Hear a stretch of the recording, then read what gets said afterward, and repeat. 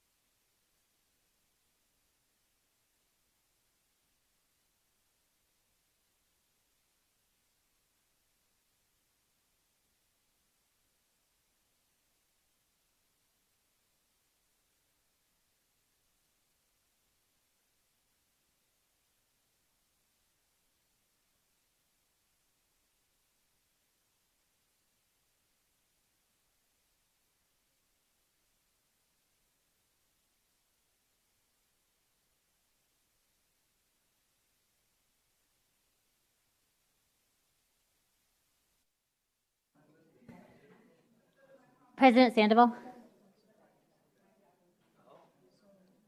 Just checking to make sure you're there. Yes, I'm here. Thank you. Okay, great. All right, we're going to go ahead and call the meeting to order.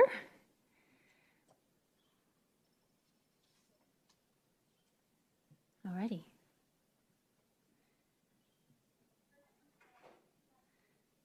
President Sandoval, did you want to call to order, or did you want me to do that? Oh, sorry. Yeah, no. Madam Clerk, I will follow your lead in this meeting since I'm remote, if that's okay with you. Okay, that's great. All right, then we'll go ahead and call the meeting to order. Do we need to move? Okay. All right. Then let's go ahead and go into our opening exercises. Dr. Sorensen, if you don't mind doing the pledge for us, that would be great.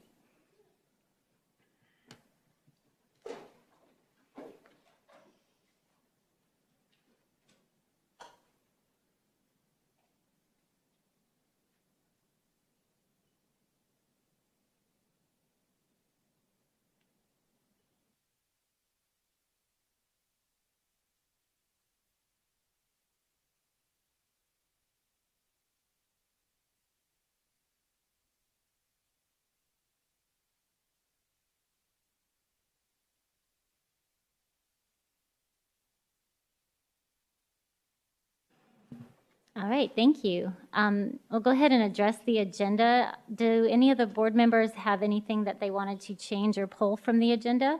Mrs. Hill?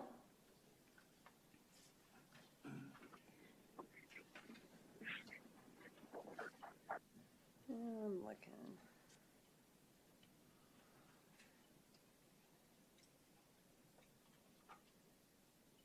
I guess I don't at this time. I did want to table 8.2, but I don't know if I need to mention that now or when we get to it.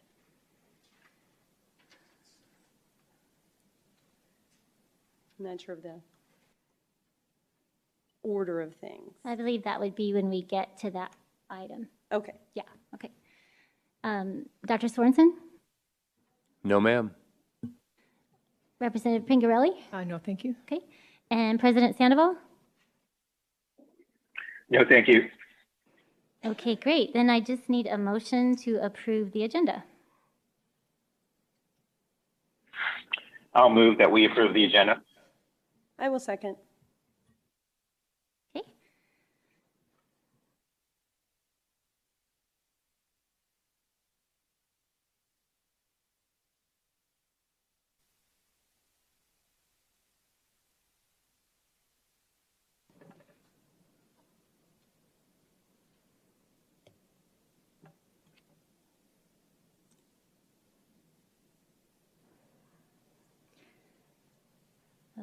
Okay. Motion passes. We'll go ahead and go on. We don't have anything changed from our agenda, so we'll go ahead and go to superintendent comments. Oh, sorry. Sorry, I'm not used to doing this. We had a public hearing at the beginning of the last one, so sorry. All right, so recognitions. Did we have any recognitions this evening? None this evening. Thank you. And any board comments? Mrs. Hill? None at this time. Thank you. Dr. Sorensen? No, ma'am. Representative Pingarelli? No, thank you. Okay, and President Sandoval, did you have any recognitions or comments? I do not this evening. Thank you. All right, great. Now, superintendent comments. Thank you. Well, good evening, Governing Board, guests, Cabinet. The second week in September is Arts Education Week, which was originally created to promote and showcase the tremendous role that arts education has on shaping the whole child. I understand that our Arts Education Department, led by Mr. Robert Panzer, has provided all of our talented arts teachers with several resources to help them and their students celebrate Arts in Education Week on their campuses. Likewise, they have many exciting activities planned for our staff at the district office next week so that we may get to experience all the arts as well. So it'll be very, very exciting. Peoria High School is celebrating their 100th season of playing football. In case you did not know that, their players are wearing throwback jersey from their first season in the 1920s. This is an exciting milestone to celebrate, and we hope that you check out their jerseys either at a Friday night football game or on a number of our social media channels. Likewise, Peoria High School has many exciting opportunities planned to celebrate for later in the year and next fall as they celebrate their 100th year of educating students. So we'll be excited to participate in those activities with them. And then to help commemorate the tragic events that took place on September 11th, 2001, we have a number of schools that are holding special events on their campus this week, which includes the annual Walk of Honor event at Desert Harbor and the Heroes Luncheon at Frontier. Students at Canyon Elementary School made special cards for military personnel returning from Afghanistan, and you can see pictures of their work on ABC 15 tomorrow morning. In addition, you may have noticed the board that we have on display in our lobby where many of our district office staff members who have brought in a photo or written the name of a family member or loved one who has served or is currently serving as a first responder. This was a special activity for many of our staff members here, and we thank them for taking the time to highlight these heroes. Finally, tomorrow we will share in a district-wide moment of silence on all school campuses around the district, as well as our other facilities at 9:11 a.m. And we encourage our entire community to join us in this moment to honor and remember those who were lost on 9/11 and those who have served. So that ends my comments. Great, thank you for that. And those are both wonderful celebrations. I know that they do at Desert Harbor and Frontier, so I hope many of our community members can join in. All right, so with that, we will go ahead and move into our public comment section of the meeting. Just let me go ahead and read this. The board president shall keep control of the meeting and require the speakers and the audience to refrain from abusive or profane remarks, disruptive outbursts, applause, protests, or other conduct which disrupts or interferes with the orderly conduct of the business of the meeting. Personal attacks on board members, staff, or members of the public are not allowed. It is inappropriate to utilize a public hearing, the public comment segment, or any other agenda items for the purpose of making political speeches. Engaging in such conduct and failing to cease such conduct upon request of the presiding officer will be grounds for ending a speaker's time at the podium or for the removal of any disruptive person from the meeting room at the direction of the board president or clerk. All right, with that, our first public comment this evening is Kristen Frey.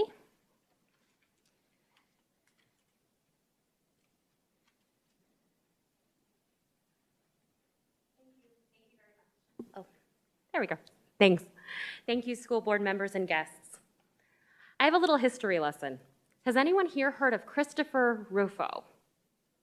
He's a documentary filmmaker and a failed city council candidate in Seattle. Last summer, he received a tip about anti-racism training in the Seattle Police Department. So he went on Tucker Carlson and decried what he called critical race theory. On Tucker Carlson, he made multiple claims, all of which were false and misstated. He then addressed our ex-President Trump, asking for an executive order banning critical race theory. But instead of the definition of critical race theory, he broadened it to be a catch-all term, something that's an umbrella to cover everything that makes him uncomfortable. Things like equity, social justice, diversity, systemic racism, and inclusion. In Rufo's own words, he said, "The goal is to have the public read something crazy in the newspaper and immediately think critical race theory." Later, he tweeted, "We have successfully frozen their brand into the public conversation and are steadily driving up negative perceptions. We will eventually turn it toxic as we put all of the various cultural insanities in that category." So he's lying, he's misleading, he's exaggerating, but why? Because when you ban critical race theory, it can somehow absolve white people of guilt. Guilt for things that happened, like Jim Crow, slavery, segregation, lynchings, Emmett Till, Ruby Bridges, the Tulsa Race Massacre, the Trail of Tears, the Bayonet Constitution, Henrietta Lacks, the Tuskegee syphilis experiment, redlining, Japanese internment camps, and George Floyd's murder. It's okay to feel uncomfortable when we learn about these events. It's difficult to learn about the 3/5 compromise in our Constitution, but I want my kids to learn all of history, not just the parts that make us feel good, because that's how we learn context and critical thinking and create positive change. This outrage over critical race theory is an unsubstantiated moral panic. I trust our teachers. I trust our PUSD curriculum coach. I trust the State Department of Education and the standards we follow. But you know who I don't trust is Rufo, because in the end, follow the money. He was employed by Heritage USA, and their action arm consistently donates to privatize education and undermine voting rights. In fact, look at some of the people who argue against critical race theory. Many of them don't even have children who attend public schools in the district, and they're trying to undermine our public confidence in the education system for their own political gain. I ask you, please don't let them. Thank you, Ms. Frey. All right, our next public comment comes from Ms. Kara Dowdy. Kara Dowdy.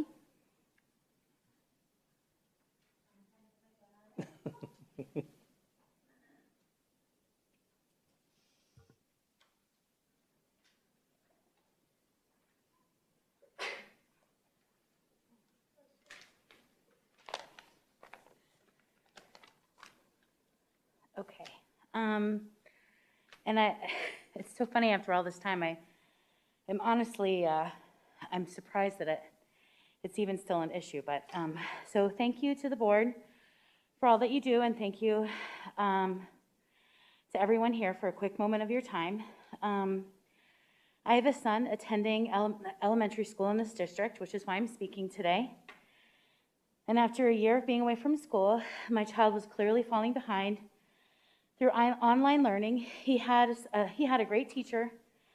During online learning, he had a great support staff, but he started to lose interest, and he also had very little social interaction. And when your child's on the autism spectrum, that impact alone can have long-term consequences. But our COVID-19 safety protocols this past year have been pretty successful, only because as a community, we've really stuck together, looking out for each other by sanitizing carts at the stores, keeping distance in line. We kept the kids 6 feet apart in school, and some schools even had partitions, and we wore masks. We know masks work. They have been the first line of defense in hospitals, research facilities, construction sites, and other places where there could be potential hazards in the air, and to keep our own germs from spreading. Because we know they work, I don't understand why anyone would be against masks in school. If we want to get back to normal, then we need to be in front of this virus doing what we can to stop the spread. I don't know about you, but I just don't think my son can afford another shutdown. And parents against masks, I don't understand why. Is it our rights? I think almost everyone here knows that COVID-19 kills 10 times more people than car crashes, and yet seatbelts are the law. Being free not to wear masks at home, in the car, or outside, I got you. I agree. But in the classroom with all those other kids and a new variant that is much more contagious, I just don't understand why we're not together on this one. I know some of you, and our kids are in the same classes, even here tonight. We sit next to each other at sporting events and practices, and I think that you're all lovely people. I don't understand why we can't set our politics aside in this instance to keep our schools, our kids in school, and our kids and our teachers safe. We need to keep schools open. I'm not suggesting mandatory vaccinations, and goodness knows I would never advocate for mandatory online learning, but our kids trust us, and they return to school knowing we, and you, the school board, would do everything possible to keep them safe. I hope and pray COVID-19 will be gone someday very soon. Like you, I'm just doing the best I can, along with my family, to get through this COVID mess. And I truly believe the freedom we all seek will come by the way of wearing masks, not removing them. Thank you. Thank you. Our next public comment comes from Ms. Laura Teppeson.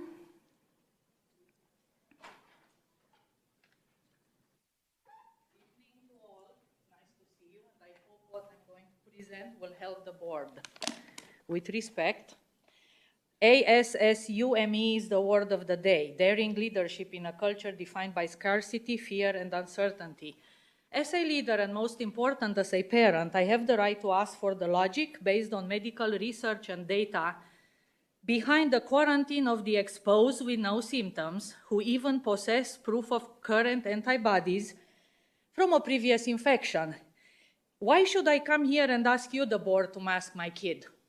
I ask you to make sure you find solutions to keep the schools open and teach my kid biology and chemistry. My kid wants to become a doctor, not a revolutionary or activist burning flags across the country and fighting to make the police force obsolete. So I did not ask PUSD about why quarantine of the exposed, that is on PUSD letterhead. The arrow points to Maricopa County Health Department, Public Health, CDC, Department of Education, Governor Office, and their guidelines. Guidelines are not mandates. Who issued mandates for the quarantine of the exposed, but not sick?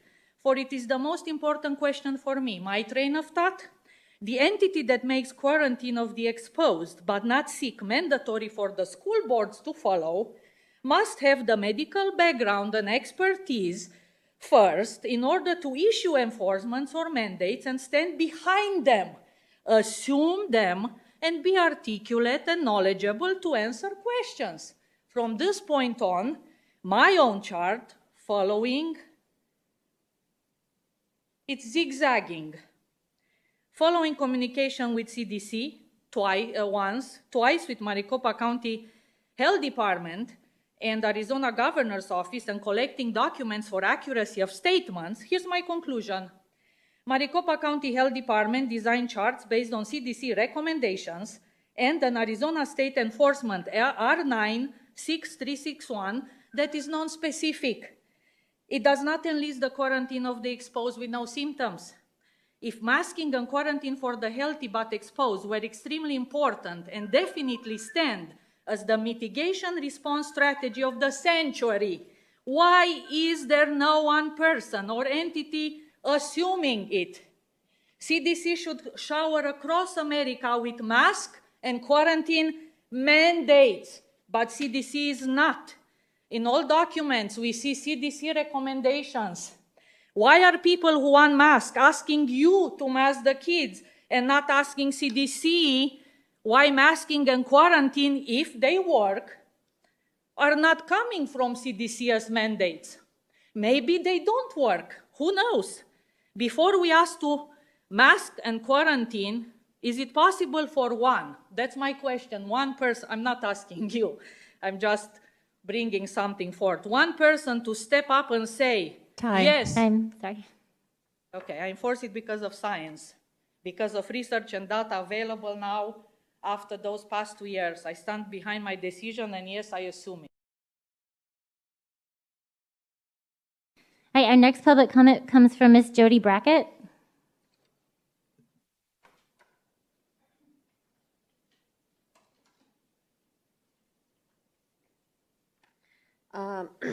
My son also, like many, had to quarantine.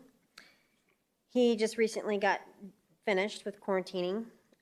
He went one day early on campus, and because he was behind, and his teacher was going to be going out of town, so I sent him back one day early so he could get caught up. And the school called me and said I needed to pick him up, and he was fine. He was not sick. And I said no, he needs to go to school. And we went back and forth. Anyways, to make it short, me and my husband had to pick him up.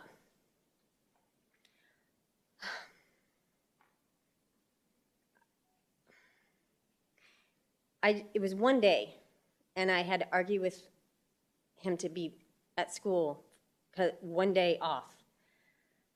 You can't, it was very upsetting that he was not allowed to be there, and they pulled him into the nurse's office, and he was not able to be on campus. He calls me on his cell and says, I'm not allowed to be here. Can you come pick me up? It's a little embarrassing, and it's sad that we have to go through this. So here I am arguing with the principal, and I don't want to argue with anybody, but it's leading us to argue with people. And not only that, when he was sitting in the nurse's office, he tells me, I said, well, what happened in the nurse's office? And he said, well, she asked me questions. So she asked him personal questions, like, have you been vaccinated? Have you been tested? Things like that. Really, none of her business, nobody's business. And I want to say, do I ask people how much they get paid? Do I ask people, do they drink? Do I ask people how much do they drink if they do drink? No, it's not my business. It's not their business either. I want not to be, my son to be in that situation and to be asked if he's been vaccinated, if he's had tests, or it's not right.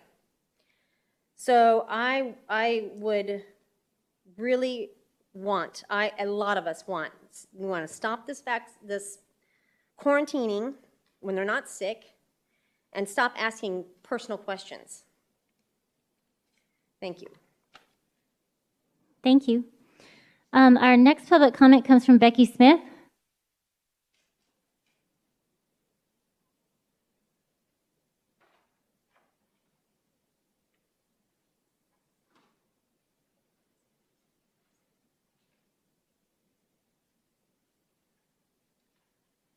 Hello. I'm kind of talking about the same thing, the quarantining that we really feel like doesn't have any data to back up that it's actually doing anything. I know people who their kids have been quarantined twice in the month of school, so they've missed 20 days of school out of a month. At this point, if we're going to do this all year, why even send kids to school? They're not learning anything. They're not there. I have a friend who her son was quarantined based on exposure. Again, not sick at all, never came sick. When she took him to get tested and he tested negative, the school still, with a negative test, wouldn't let him come back to school the next day. He had to wait 2 more days. I don't understand the logic behind that. I don't really know what the purpose of that is. In those 2 days, he could get COVID because he already took the test. So none of it makes sense. I also just feel like we're making kids so depressed and so against school. We have kids that have given up on school altogether. My friend's son is one of those kids, given up completely on school. He said, there's no point. The teachers tell me if I miss school, I don't have to make up assignments. I'm not going to need this. You know, you can skip this, you can skip that. So you put in their heads that these assignments and school is not important. Quarantining when you're healthy, that's a thing we do. So school's really not that important. So we're putting a lot of emphasis on school not being important to kids, and it's damaging. It's damaging academically, it's damaging psychologically.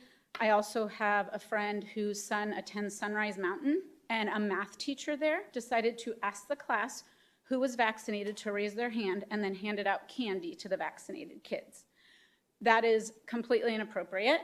It's a bully mentality. You're bullying kids, you're pitting vaccinated against unvaccinated, you're rewarding kids based on a decision that maybe they're not even allowed to make for themselves because they're a minor. These kind of things need to stop. Like, it's out of control what's going on. I just think we really need to think long and hard about why we're doing this. If this is going to be something we live with the rest of our lives, such as the flu, because it's also a coronavirus, we can't continue this forever. We can't continue to mask kids. We can't continue to quarantine kids over and over and over and destroy their education. We can't destroy their emotional well-being. There has to be logic at some point. Thank you. Our next public speaker is Jacqueline Ehrenberg.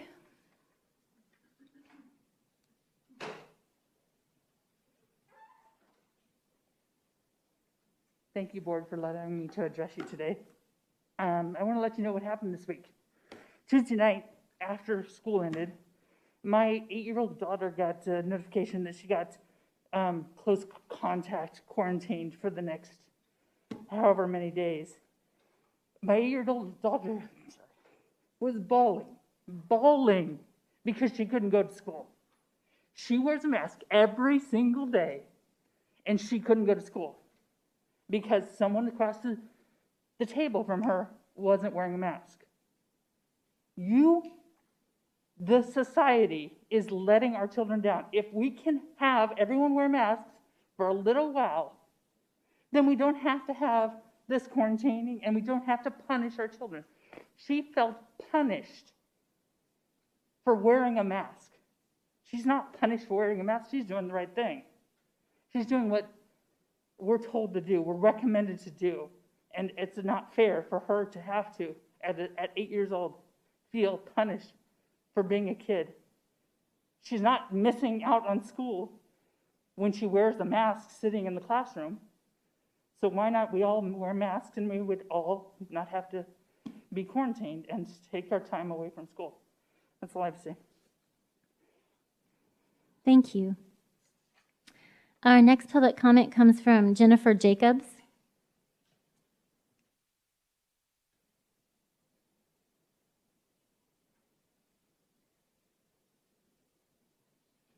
As Jennifer Jacobs.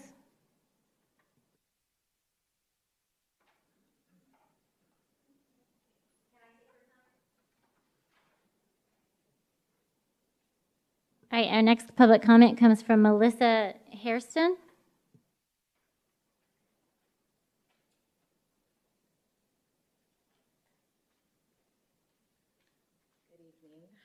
I actually have a question, and I don't want to sound redundant, but it's the same thing, quarantining. I spoke to one of your administrators this evening. My daughter was asked to be quarantined today because she was exposed, but healthy, not sick.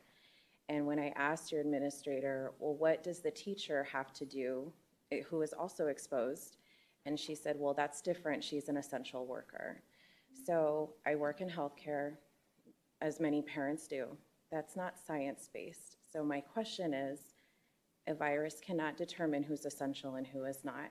So if my child is not sick, asymptomatic, and can test negative, why can she not return back to school if the teacher is allowed to do that? And respectfully, we love our teachers, we want our teachers there, but you are essential because our children are there. So if our children are not there, you guys don't have work to do. And it's equally damaging, just like these other parents have said. So I guess my question is, because there's a lot of data out there, and I don't want to bring a screenshot here and be incorrect, so I'm asking you, why can a teacher come back to school and teach and feel safe, but my student is not allowed that same right?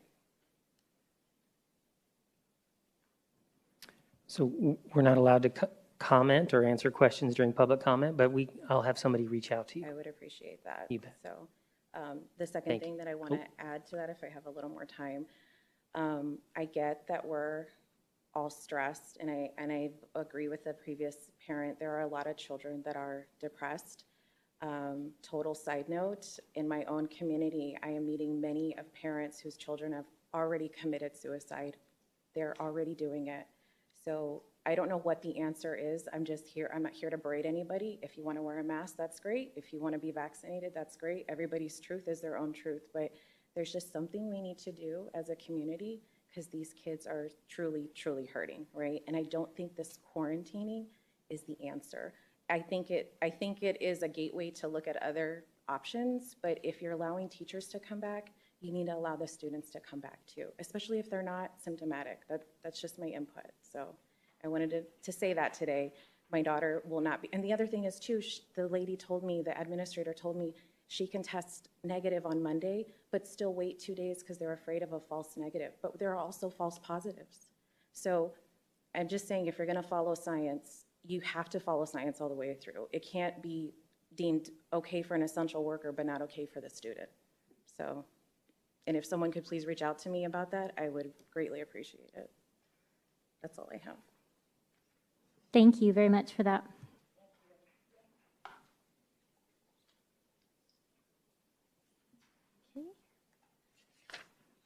Our next public comment comes from Suzanne Yee.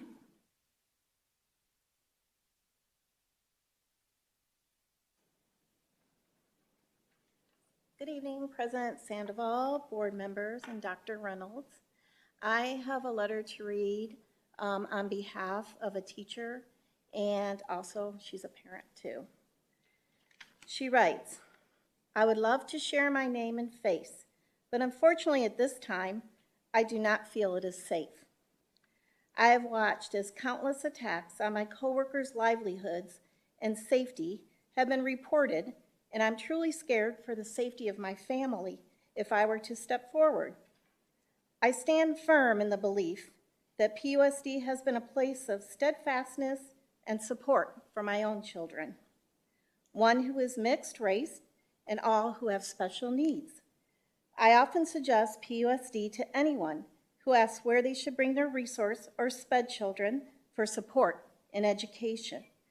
I have seen the benefits of inclusion and diversity within our schools.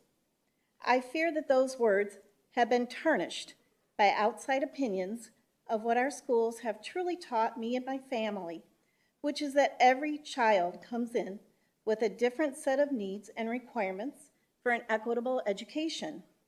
And through inclusion and understanding those diversities in children, like my own, allows our schools to offer a safe and well-rounded opportunity to learn. Not about critical race theories or using diversity like it's a dirty word, but the idea of not judging someone who doesn't look, sound, or think like you. About teaching to the individuals, not just the majority.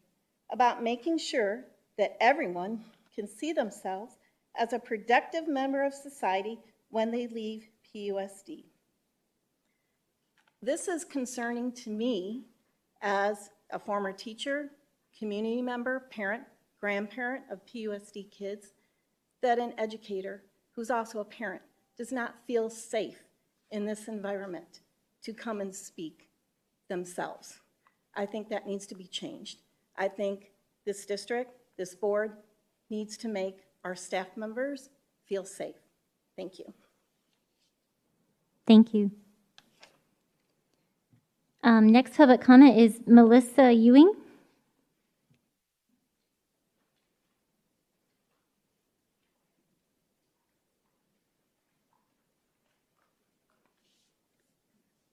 Thank you. One of my close friends, she asked me, she didn't feel safe coming here tonight because she was concerned about exposure of COVID. So she asked if I would help express some of the things that she's feeling about her child that is attending the PUSD district. And I agree with her on all of these points. So she said, first of all, I'd like to thank you, the board, and to all the teachers and staff for their hard work during this difficult time. I can only imagine what it has been like trying to navigate the ins and outs of safety protocols and demands from different groups. I can attest to that as I'm a sub in the area too. She says, I wanted to take this time to say that I support the schools using social emotional learning, SEL, as part of our students' education. And with September being Suicide Awareness Month, it's even more important. I honestly do not understand the negativity toward it. SEL teaches basic emotional skills to kids, such as understanding yourself and your emotions, managing your emotions, understanding the feelings of others, relationship skills, and good decision making. It also addresses creating goals and working to meet them. These are all important skills for everyone to have, and certainly our students, or PUSD students. As a parent, of course, she says, I do my best to try to teach these skills, but she says she has no training in teaching them. So she tends to teach them what works for her, but works for her may not work for her children, as her children live in a different time than she did. So I am happy to know that there are teachers out there who incorporate such skills into their classes so that my children can learn other ways to approach processing their feelings and dealing with others. Plus, our children are growing up in a different world than we did. When I went home from school, I left the bullies behind me. My children these days may be bullied after school via text or social media. Our children need as much emotional support as they can get, and that includes adults other than their parents. If my child comes home from school with a better understanding of their emotions and how to relate to others and can teach me something I do not know, that's even better, because life is about learning and growing. This includes learning in our adult years. Also, while many students have parents who are struggling to teach these skills, I recognize that some families may struggle with this. There are families in our community who are also experiencing trauma, and learning SEL skills can help those families to deal with it and can teach the other kids in their classes how to also help their students. So I'm happy that PUSD, and so is she, that they continue to teach that. And I see my time's up. Thank you. All right, and our last public comment this evening is Mr. Mark Del Maestro.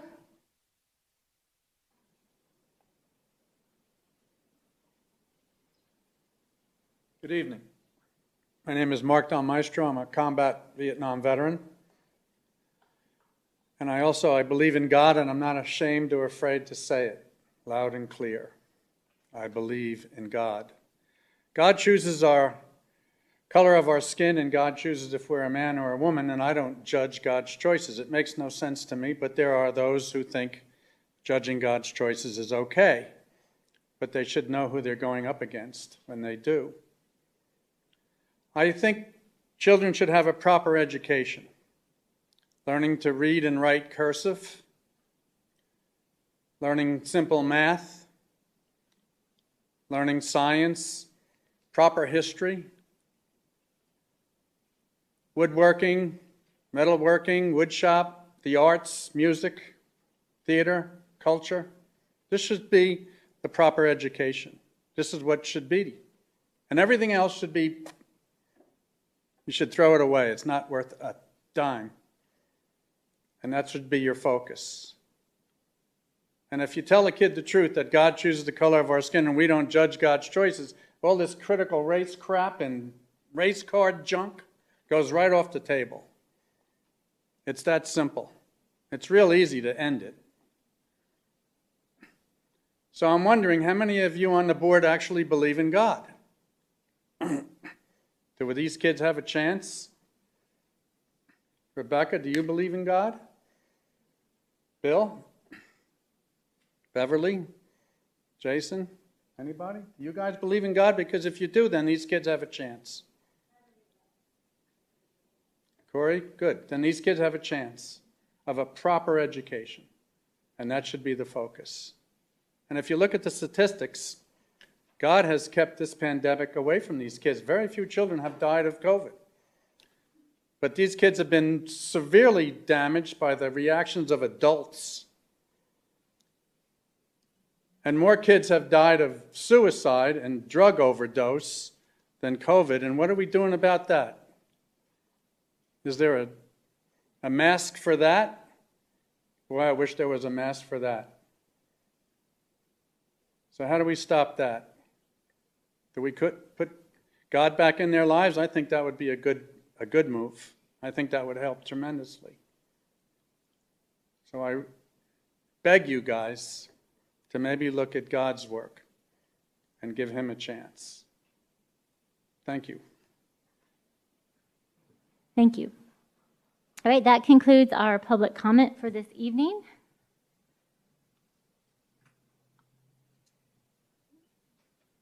Go into our agenda action items. Item 8.1.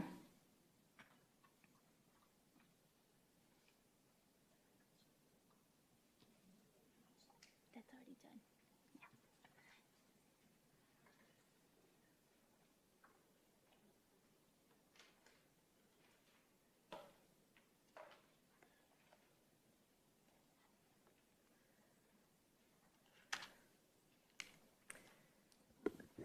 Good evening.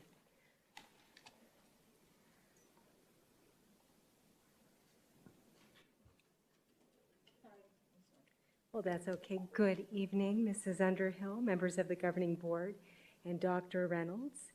Mrs. Vesley and I are here tonight to present information related to a retention and recruiting stipend opportunity for the district.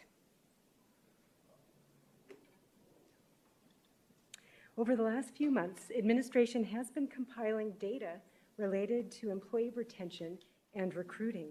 This analysis has identified key concerns that have continued to grow after the employee compensation recommendations were brought to the governing board on April 22nd, 2021 for approval. The governing board previously approved the budget team and administration's recommendations for fiscal year 2022 compensation.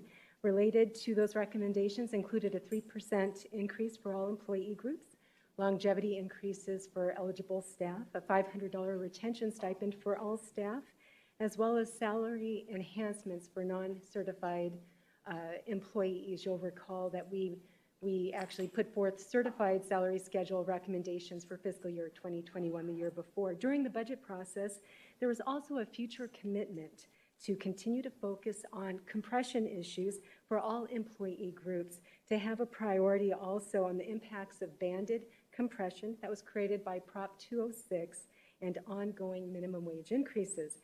The compensation recommendations the Peoria Unified District made last year for this fiscal year were very competitive. However, surrounding districts continue to challenge the work that we do, in part due to a majority of the districts having a 15% M&O override, as well as one-time stipend payments that have already been made to either attract or retain staff using eligible ESSER funds.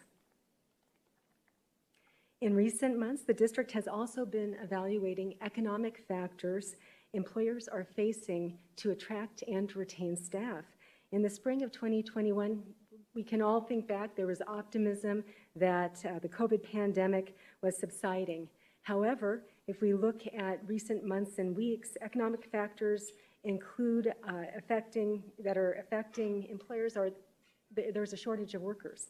Qualified individuals are choosing not to return to work or to make career changes. These factors have become an issue for many public and private employers.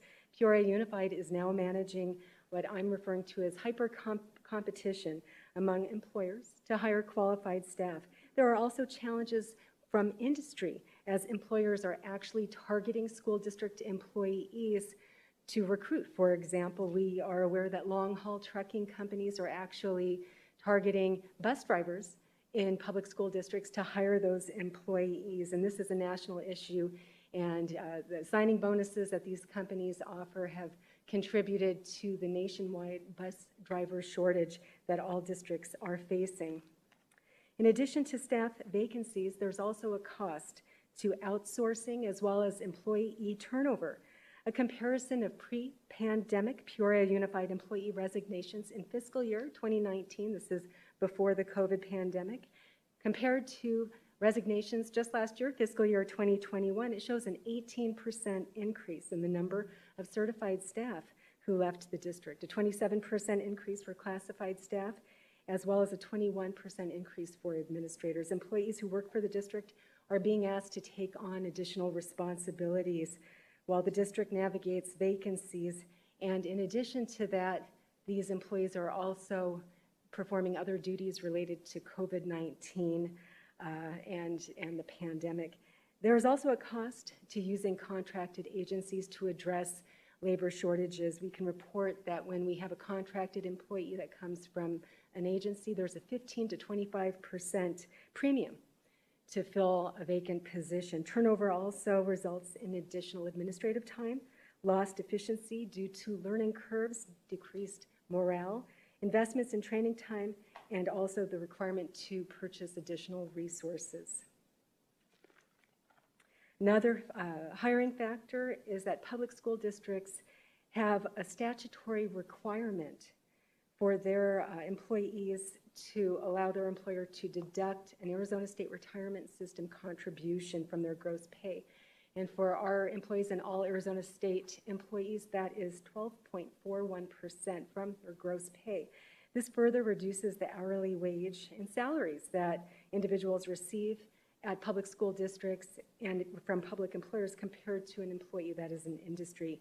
There are also ongoing concerns related to minimum wage and continued required increases that will further increase compression. The minimum wage in Arizona is scheduled to increase based on inflation that is calculated on the Consumer Price Index, and every January that minimum wage increases.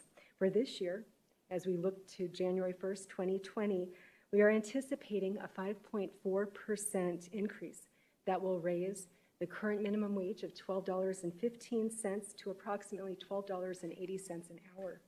This increase will create further classified wage compression. Administration has previously shared that the district is focused on a sustainable short and long-term compensation model, and in fact, this is part of the district's strategic plan to have an actionable and measurable plan that produces results. In recent years, significant compensation increases and progress have been made possible in part due to additional state funding with the 20 by 2020 additional funding for teachers, as well as Prop 123 inflation funding that was approved a number of years ago. In addition, the district's continuation of the M&O override and budget efficiencies that we have in place have also helped support the progress that we've made for our employees in recent years. However, the ongoing challenges related to long-term compression, as well as ongoing minimum wage increases and the nationwide labor shortage, makes it difficult to find the equilibrium, the balancing point that will address the compensation issues with a long-term solution. The urgent, immediate focus that district administration has at this time is to keep the staff that we have and to ensure that we're competitive when hiring new staff and competing with other school districts and industry to ensure that the district can maintain bus routes, as well as the service levels that we have and programming that we offer to our students. A strategy that some school districts have used over the last several months has posed a challenge for Peoria Unified. Surrounding school districts have offered and are offering stipends ranging from $1,000 to $3,000 for staff, as well as individuals that are being recruited. And this is made possible in part from the ESSER funding that school districts have received, specifically ESSER 3 funding. And that funding is eligible for a district to ensure that operations continue and that appropriate staffing levels are in place for the district. This has put Peoria Unified at a disadvantage when we're competing to hire and retain staff. It has become clear that a critical level of concern is being reached for several staffing areas in Peoria Unified, including bus drivers, special education instructional assistants, certified staff that teach hard to fill and special content areas, as well as professional staff to support district operations. Due to the concerns presented and after very careful consideration, administration is recommending a $1,500 stipend to all returning staff and new staff that were hired on or after July 1st to stabilize immediate staffing concerns. The stipend would be in addition to the $500 retention stipend that was previously approved by the governing board. The $1,500 stipend will be paid in 3 parts as a recruiting tool and an incentive for the employee to stay with the district through June 30th or through the end of their contract this year. Contracted staff would not be eligible for the stipend. Employees hired after September 30th would receive a prorated stipend amount. In order to receive the stipend, the employee would need to be currently employed with the district on the date that each stipend payment is made. In addition, due to the significant bus driver shortage, administration is also recommending an additional $250 be added to the bus driver stipend for a total of $1,750 to help retain and recruit bus drivers in the district. The cost of the stipend for Peoria Unified staff is estimated to be $6.6 million and would be paid from a combination of ESSER 3 funding, maintenance and operations carry forward, as well as other eligible grant funding sources. The additional $250 bus driver stipend would cost $40,800. This concludes the presentation. At this time, administration is available to answer your questions. Great. Thank you very much, Ms. Myers. Since you're there, we'll go ahead and take any board questions, and then we do have some public comment related to that item as well. Mrs. Hill, did you have any questions? Yeah, I guess I do. I do understand that there obviously is a need for retention with the teachers at this time and that we are, down 20% or thereabouts. So I do understand that. That being said, I'm very hesitant to prove this for, across the board. I understand that it would make more sense to me if it were for specifically certified teachers and staff. To give it to everyone, I don't know if that's appropriate, and I don't know if it's definitely necessarily in the budget. I realize that this is a grant. That being said, too, I also realize that's taxpayer dollars, and we could also use those monies in the classrooms and other places where many times parents will say, where's that money going? Why aren't the classrooms getting the money? It's a big price tag. So I'm hesitant. I'm very, very hesitant with the price tag of this. My other question too, with the bus drivers, I do know that we have a shortage going on, so I do understand that that their stipend would be necessary. I guess I was wondering, do you have an idea, or can you give me a ballpark? I'm just curious, what is the average pay for a bus driver? I'm going to ask Mrs. Laura Vesley, our Chief Personnel Officer, to assist with that question. Thank you. Good evening. We did query about 5 or 6 districts across the valley that are of similar size to Peoria Unified, and the average rate is probably around $17.50, $17.25. Per hour, is that what you're saying? Yes. Okay, it's an hourly? Yes. Okay, so about $17.50-ish per hour? Okay. Yes. And minimum wage right now is, you said it earlier, $12 and some $15. change? Okay, so I was just trying to get an idea of where they're at financially, so I'm glad to hear they're at least, I think they should be above minimum wage with what that job is. Yes, they are above the minimum wage, but I believe we are probably in between $13 and $14, where other districts are around 17 to 18. Okay, okay. Yeah, all right, well, I appreciate the information, and like I say, I would very much like to, if we can modify it and make it for certified and bring down the price tag cost, that would be more something I would be in line with. Thank you. Dr. Sorensen. No questions. Thank you. President Sandoval? Yes, Madam Clerk, can you hear me okay? Yep, just wondered if you had any questions for Ms. Meyer. Yeah, Ms. Myers, quick question for you.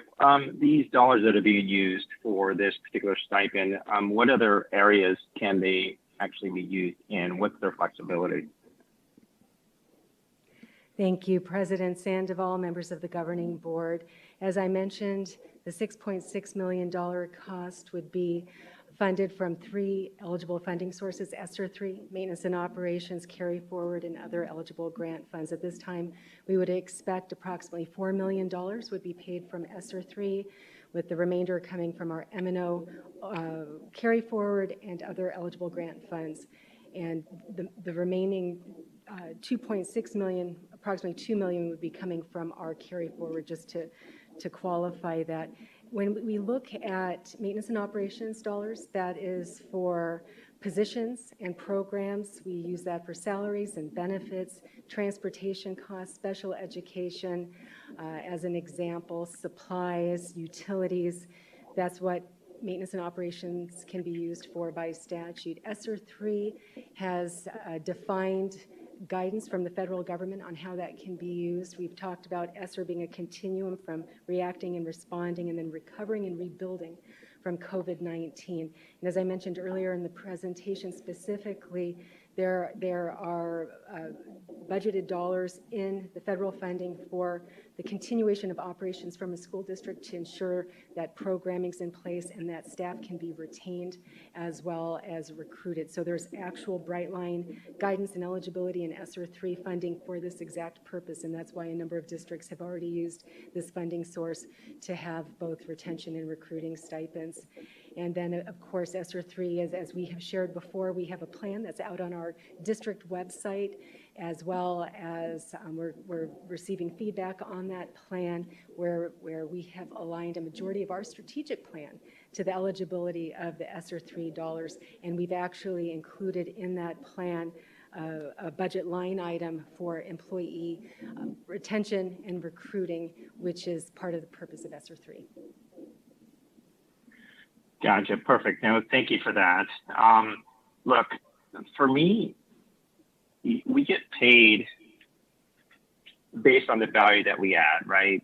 And there is, without a doubt, that the value that our teachers, staff, all of our employee groups, that they add to our youth, our society, and our community is not reflected, in their paychecks. And I believe that, and then you add a national pandemic, right? And they come to work every day, steadfast, with 100% focus, on our young scholars, ensuring their success. And, not only within our walls, but beyond, as after they leave the PUSD environment, if you will. With that said, I mean, this is no doubt a step in the right direction and a way that we can show all of our employee groups how much we value them and appreciate the work that they continue to do on a daily basis for the district, again, for our youth, those for our families and the community. So this is absolutely an effort that I'm 100% supportive of. Thank you. Thank you, President Sandoval. Representative Pingarelli. Thank you very much. Ms. Myers, I just wanted to find out, so ESSER 3, it runs till September 2024. And how much again? It was $39.4 million. 39, okay. And then how much of the ESSER 3 is this plan going to be? You said it was 4 point? We're estimating at this point 4 million from the 39. All right. Yeah, I've always have said for a number of years that, I wanted to raise the classified. They were not part of the 2020, and I think that that's very important to have them, their pay raised, or at least a stipend for that. Actually, I'll have some other questions, but I'd like to listen to what the community has to say. Okay, thank you. Thank you. Yeah, that's great. This would be a good time. So we'll go ahead and bring our individuals with public comments on this item up. The first one is, and I apologize if I don't say this correctly, Iwana Jung.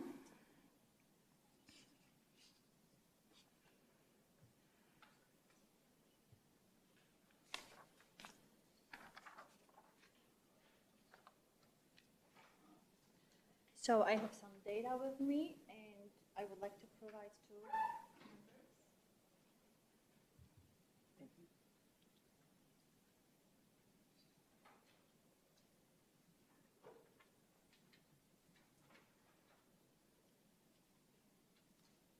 Good evening, everyone. Thank you for having us.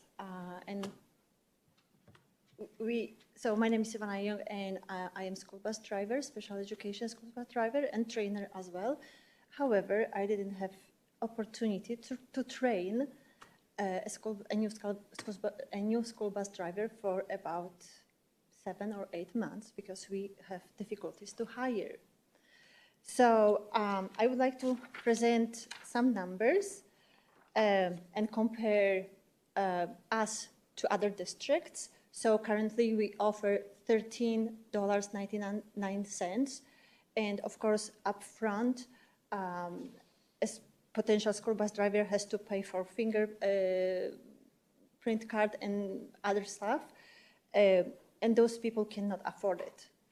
So many people when they hear this, they just definitely do not proceed any longer.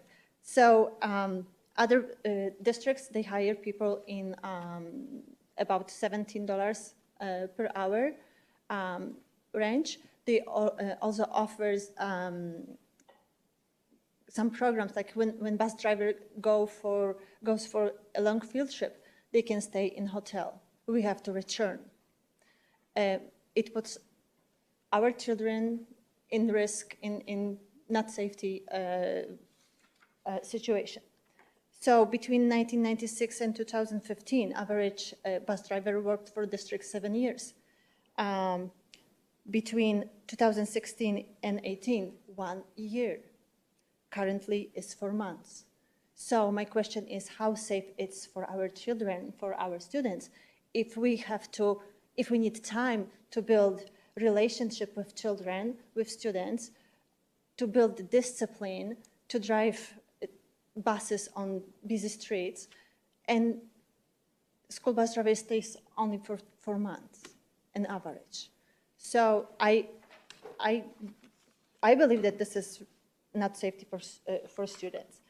So as a bus driver, a trainer, I make $1,400 per month sorry, 1,600 per month, and my rent is 14.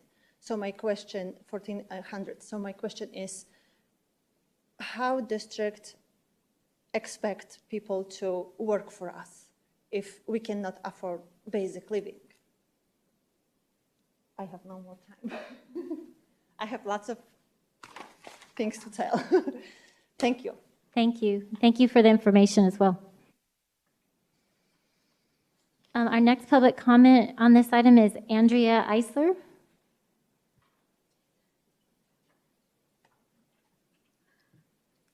Good evening, Superintendent and board members. Thank you for having me here.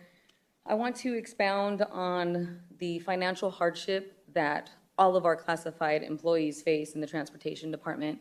I've been a bus driver here for 8 years. I was the head trainer for 3 years, and I've seen a lot of people come and go, and it is absolutely ridiculous. Peoria, I was born and raised here.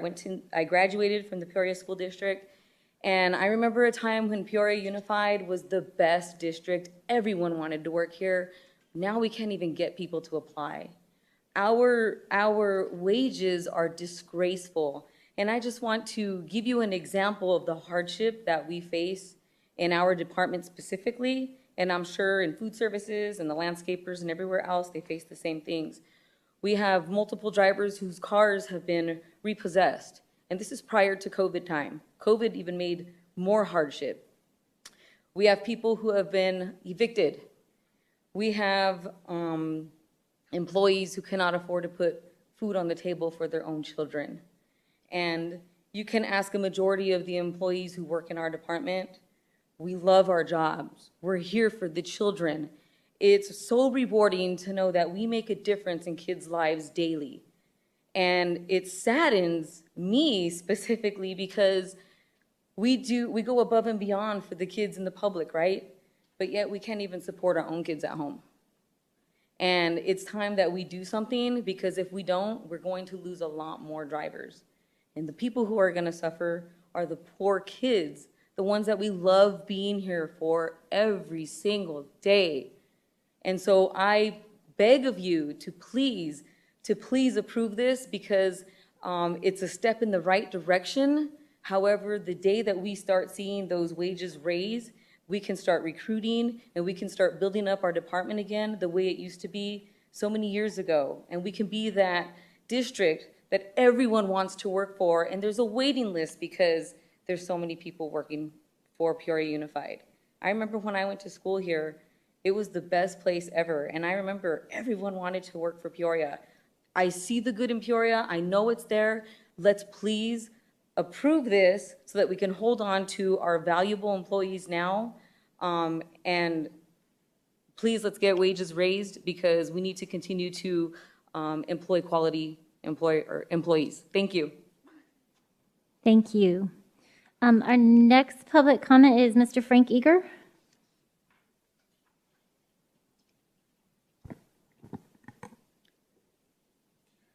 School Board, Mr. Superintendent, I'm Frank Eager. I'm the Vice President for Peoria Education Association. Coming in to talk to you as a person myself, as a teacher, but also for the certified and classified people. I know a lot of people. I grew up in this district. I went to Foothills Elementary School. I went to Cactus High School. My parents picked this place to live when my dad retired from the Marine Corps to come back here, because we were Arizona natives, and he decided this is where he wanted to settle, because he thought Peoria was an amazing school district to raise me as a person. I think he did a pretty good job. I came back to work in this district because I love this district. But, a couple years ago, we couldn't get a 50% override by 100 votes. And that hurt us with competing districts around us. You can say yes, no, whatever, but it has hurt us. And this little bit of tidbit we can give to all the members who stayed and worked hard in this district. I could have left many years ago. I've had other districts offer me more, but my family lives in here. I appreciate what this district does, so I've stayed. I've been in here almost 25 years. I've been frozen so many times. I know classified and certified people with me have been frozen so many times as well. I know this is a small quibble of money we're fighting over, and discussing and talking about. But this can make a huge difference in some people's lives as a thank you for staying and thank you for coming to work here. Because this is a hard time. No matter you want to talk about masks, not masks, quarantines, this, whatever, it's a hard time to work in public schools. No matter what it is. Trust me, I do not want that man's job right there, who's our superintendent. It's a hard job. It's a hard job that you guys have to do every day as well. And thank you for volunteering doing the work. But we need to take this as a moment to thank the people who work here and pass it. You know, it's good for everybody. My son, who needed speech when he was young in preschool, he was picked up from Coop at Sunrise by a wonderful bus driver every day to take over to Frontier. And they took care of my son and dropped him back off. Those people matter. Not just the teachers, which impact lives as well, but everybody who works at this school. I know that I had many people at the school that made sure when I locked my keys in my car when I went to high school, could help me get them open. And it was not my teacher, it was the lady who was the attendance secretary could help me out. These people matter at our school. And I humbly ask you guys to really pass this, because it makes a huge difference. It may not make a great impact for a long period of time, but it makes a little bit of a difference in our lives. Thank you. Thank you. All right, and our last public comment on this item comes from Pedro Price Diamond.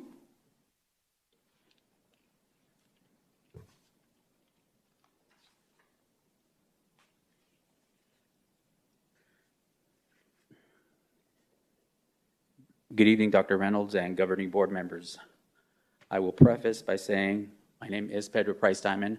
I'm an educator by trade, but a proud bus driver by choice. My coming here tonight is to reinforce the district's vision of every student, every day, prepared to shape tomorrow. It's the tomorrow that we're attempting to proactively manage today. The tomorrow specifically being identified is each day moving forward of this academic school year. Though I am the voice you're currently hearing, the hope is that you will listen to the specific details, as it will amplify the many voices that have brought me here to represent, not only as a parent of a PUSD graduate, not only as a PUSD employee, but the many that share the same concerns that should be addressed for the community we serve. We have followed the proper communication protocol by presenting these concerns to our superiors and theirs, which is why it was felt this is needed to be clarified so the relevance can be clearly and concisely understood. We are currently severely understaffed in our transportation department, as many other school districts in the Valley. The difference is that other school districts have a marketing ability to recruit transportation applicants with an enticing compensation package. After an abundance of research with our neighboring school districts and some school districts further out, PUSD is one of the lowest compensated for transportation employees. Not just at a starting wage, but even for those transportation employees that have remained loyal for years. This has caused a variety of positions within the transportation department to be impacted by severe attrition. Our district's mission states we are facilitating access to quality staff and resources. At present, the transportation department isn't able to access quality staff, let alone a quantity to remedy this dire situation.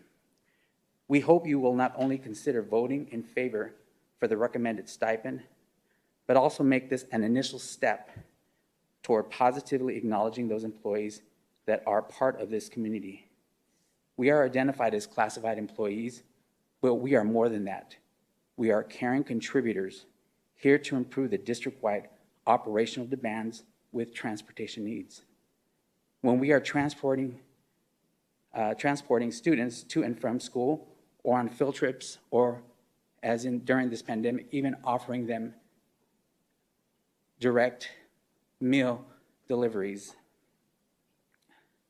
We don't merely consider it our job. It is considered our priority because we are transporting life.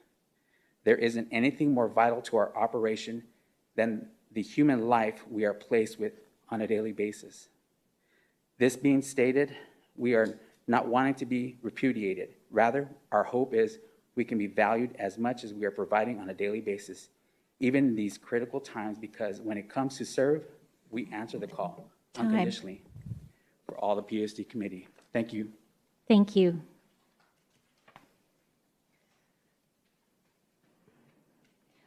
All right, Representative Pingarelli, did you want to go ahead? Yes, I just wanted to, I had a question for Ms. Myers. So how much of the 39 million have we already used from the ESSER 3?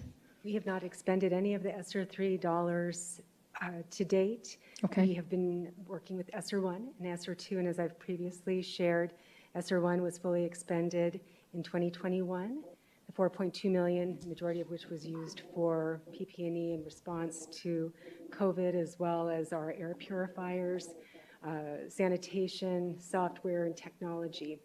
And ESSER 2 is underway. We used ESSER 2 for technology, summer school, as well as eCampus. We have $8 million of ESSER 2 in our fiscal year 22 budget. We're finalizing the ESSER 3 budget.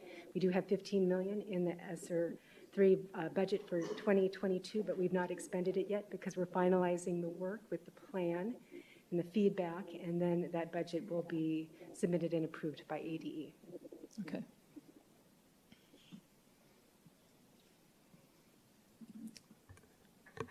That's all I have at this moment.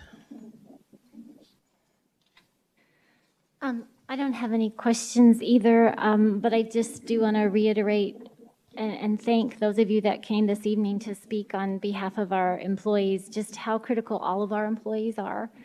Absolutely critical. You know, from the grounds to the cafeteria to the buses to everything that we do, it's absolutely critical, and it all has to do with keeping our children safe and in a great environment. I know firsthand, not in our district, but in the district I work in, that the bus driver shortage is a big deal, and it's not only, you know, stressful because kids are not getting home on time and that kind of thing, but it's stressful for teachers because there's additional duties associated with buses can't arrive until 4 o'clock or so because, you know, we don't have enough bus drivers. So it's stressful all the way around for families, for students, and definitely for the bus drivers, individuals trying to do the job. I believe anything that we can do to thank and encourage our employees to stay is critical at this time. These dollars are set aside specifically for the reason, and at a time when we're trying to make up for critical learning loss that has happened already, I think anything that we can do to keep our foundation and our schools running is absolutely critical. So I believe this is the right thing to do. Board members, do we have any other questions or comments? I have a question. Can M&O carry forward be used to add to the base of salaries? Ms. President Sandoval, Mrs. Underhill, members of the governing board, that's a very good question. The challenge with carry forward is it is a savings with your budget that has been built up, and if you start using it for ongoing salary expenses, it's drawn down and then it's gone. So we typically don't use budget efficiencies carry forward for base compensation increases. Thank you. I had one other question. So I know I've heard from some parents that have talked about having to hire their own tutors. Can the ESSER money be used for tutoring? President Sandoval, Mrs. Underhill, Representative Pingarelli, members of the board, yes. And in fact, addressing learning loss, enhanced instruction, before and after school learning opportunities are all part of the eligibility for ESSER funding. Thank you. President Sandoval, did you have anything else you wanted to ask or add? No, again, this is something that, you know, it's a step in the right direction to show that we value and certainly respect and appreciate what all of our employee groups do on behalf of our district and our young scholars. So, you know, I appreciate the opportunity. All right. If we don't have any other comments, then I just need a motion. I motion. I'm going to make this motion a little bit different than I think what was on the docket. As I've said, the classified have not been a part of the 2020 And so I motion that the classified gets the $1,750 stipend and only classified. I will second that. All right, we have a motion and a Madam second. Clerk, can I just clarify in that motion? So I believe, and I'm going to look at Mrs. Myers, just to make sure we're clear on this. So we were proposing a $1,500 stipend for classified and certified administrators. And then another $250 for bus drivers only. And I just want to clarify that and make sure that that's what. No, it would be $1,750 for all classified. Okay. I guess Ms. Concha, can you just clarify that motion for us? Ms. Myers, do you have a roundabout figure on that? I do not. Mrs. Pingarelli, as that was not part of the recommendation, we can certainly provide that after the fact. I don't have the ability to calculate that on the fly for you. Can I change my motion then? Because I want to have a definite number. And since the number is 2.8 million for classified, I would make it then 1,500 for classified with an extra 250 for bus drivers only.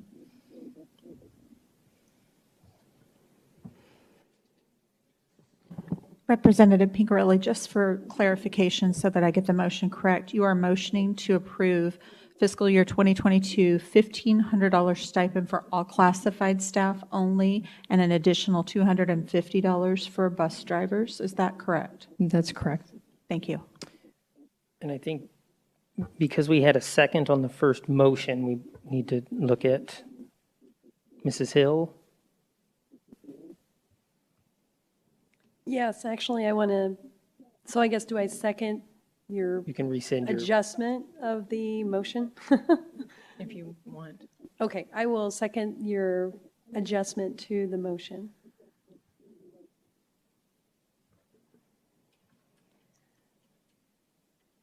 Okay. So we have a motion and a second. And Ms. Concha, can you just one more time clarify what that is going to read? Yes, Mrs. Underhill, I have motion to approve $1,500 stipend for all classified only with an additional $250 for bus drivers, totaling $1,750 for bus drivers. Okay, thank you. All right, then I guess we will go ahead and go to a vote. Board members, please cast your votes.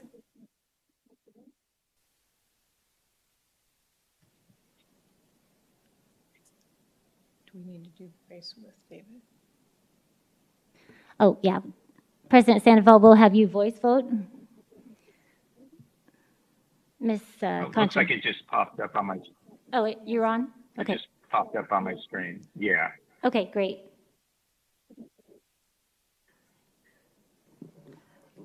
Before you vote, please let me correct that. I typed an extra 0. I'm sure. I actually submitted mine, Ms. Contra. We could walk through a voice vote if you'd like, just for clarification. Yeah, please. Motion to approve $1,500 stipend for all classified only and an additional $250 for bus drivers, totaling $1,750 for bus drivers. Mrs. Pingarelli. Aye. President Sandoval. No. Mrs. Underhill. No. Dr. Sorensen. No. Mrs. Hill. Aye.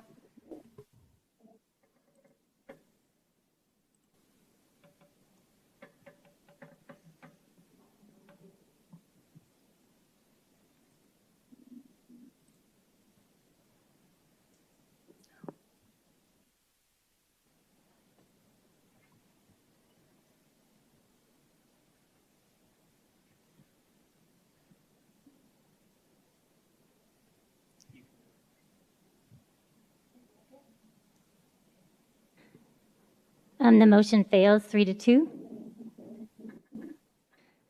I would like to make a motion to approve the motion, or the motion as it was previously stated on the agenda. I second. I'll second that. Okay, we have a motion and a second for the item as originally stated on the agenda, which is approve a fiscal year 2022 $1,500 retention and recruiting stipend, sorry, for classified, certified, and administrative staff, with bus drivers receiving a $1,750 retention and recruiting stipend for employees who complete their contract or are employed through June 30th, 2022. Board members, please cast your votes.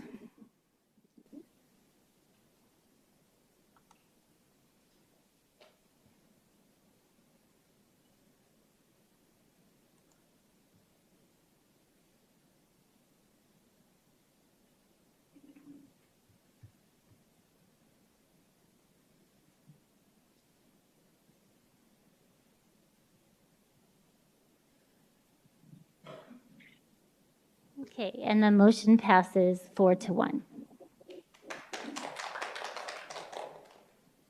All right, moving on to item 8.2, compensation for certified staff classroom coverage. I actually just wanted to table that by means of point of order. After reviewing our bylaws, I think we might be in violation of our bylaws. An absent board member asked for the revote, and it was seconded by a member who was in favor of the item. The only way that we'd be able to actually bring it back would be if the opposing members were to ask for it to come back. So I asked that it at least be looked at legal counsel and tabled at this time.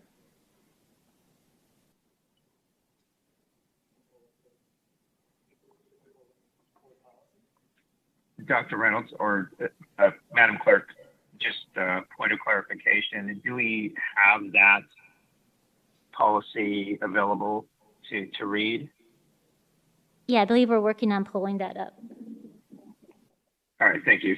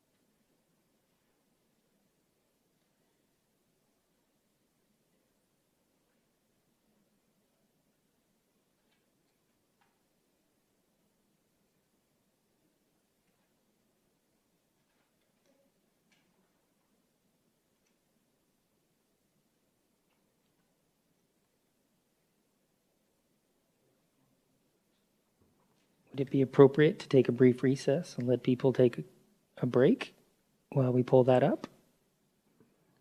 Yeah, that sounds good. Thank you. Do we need to vote on? I don't think we need to vote on a recess, do we? No. Right? Okay. Take 10 minutes? About? Okay. Thank you. I was thinking 5, but 10 will work. Take 5 minutes? 5 to 10.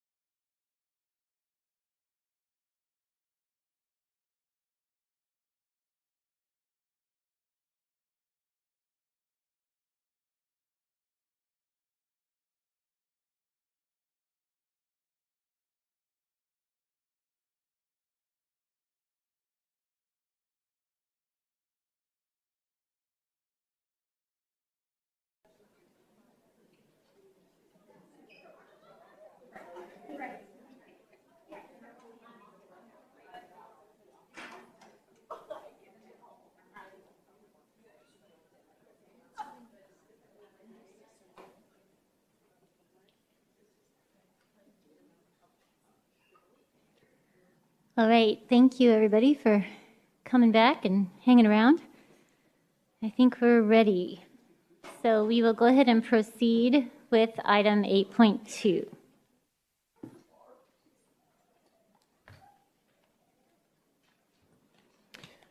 Dr. Menez, I'm sorry, did you want to clarify the So, Madam Clerk, policy? we brought up the governing board policy for the board to review and make sure that we're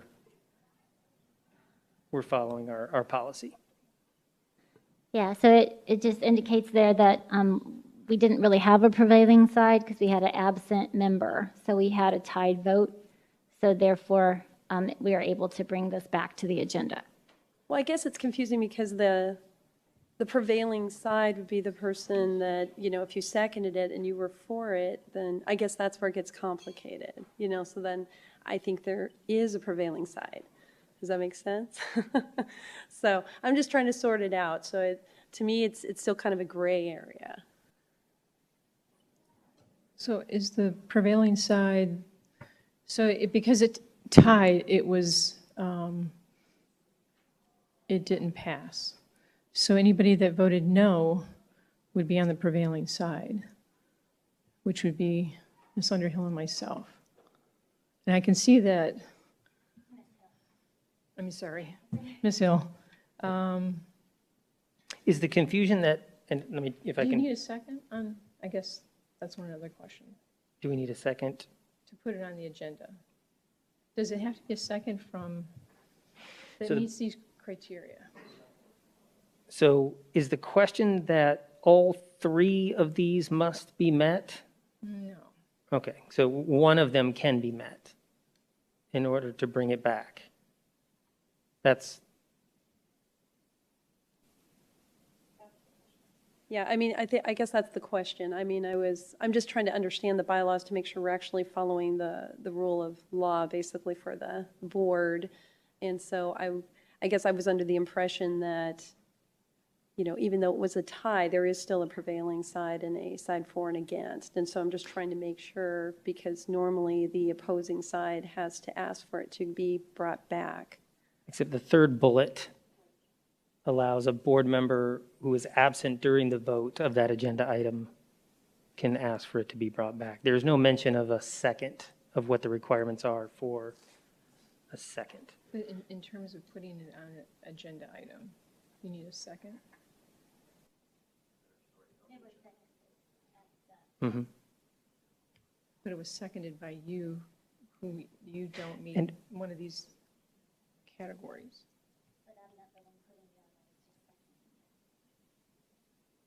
So we have a couple of options, I think. We can table it and we can go get some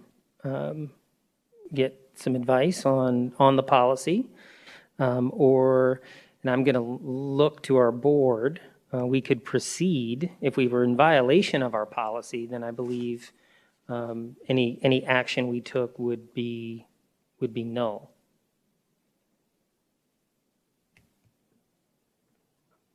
So it's, So if the agenda item was already on the agenda, right, it's already on there, and a board member was absent, it's not as if this agenda item had to be approved again. It was already on our agenda, right? It was already existence.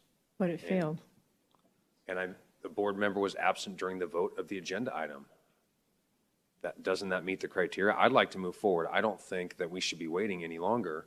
I mean, our teachers are already getting hammered from inflation, right? We continue to print money and make less. I don't want to wait on this. I would like to move forward and vote on this item.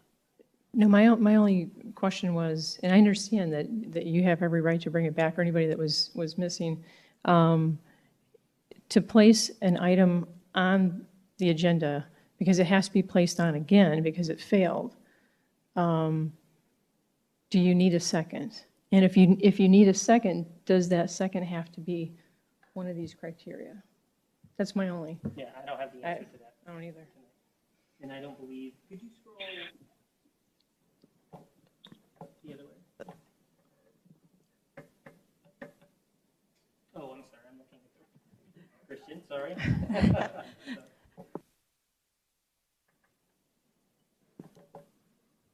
So if you just scroll down a little further, it does say that the determination to place an item on the agenda is at the discretion of the governing board president, governing board clerk, and superintendent.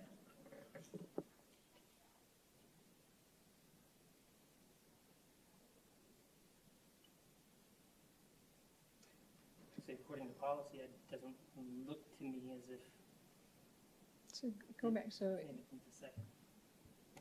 yeah, I'm not going to quibble over. I mean, we can absolutely go and get clarification. So those are I think those are the two options. We can, if we were in violation, if we were in violation of policy, then whatever actions we took this evening would have to be readdressed. I believe that that's the case. I'm going to look. Ms. Myers looks. She's looking. Well, maybe. I would say we would have to clarify that. I also wonder too, I mean, just for future reference so that we don't have redundancy, I don't know if we can put it into policy or something like that so that, you know, if someone were going to be absent, even myself, that we could either, you know, ask to have that particular line item moved to a later board meeting possibly, or something like that, so that we can just have one vote and be done rather than having it come back. To me, that's redundant. So if we can polish that up in a policy, if there is none. Well, we can absolutely address that at a later date. Right now, we need to determine whether or not the board wants to move forward with the interpretation of policy that we're here with this back on the agenda because we had a member absent, and that we would move forward.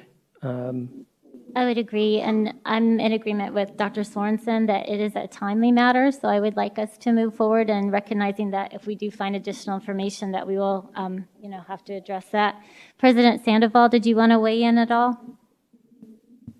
Yeah, no, thank you, Madam Clerk. Yeah, I would agree as well. I mean, look, when you take a look at the policy, it clearly reflects, if a board member is absent, that is one way that a line item can be brought back to a subsequent board meeting. And how that gets determined, by the governing board president, clerk, and superintendent, is how, certainly I've respected the request of, other agenda line items being added to a subsequent board meeting in a timely fashion.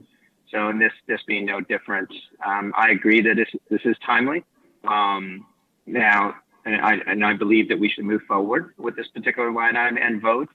Now, to Dr. Reynolds' point, upon further, I guess, discovery, with our attorney, if there is anything that we may have,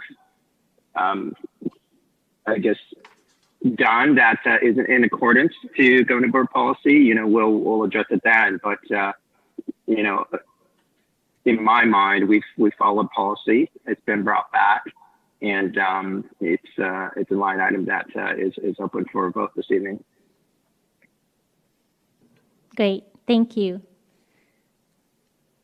So it sounds like we're leaning in the way of proceeding, and then we will revisit if further inquiry requires that. Is that okay? Thank you, Ms. Myers.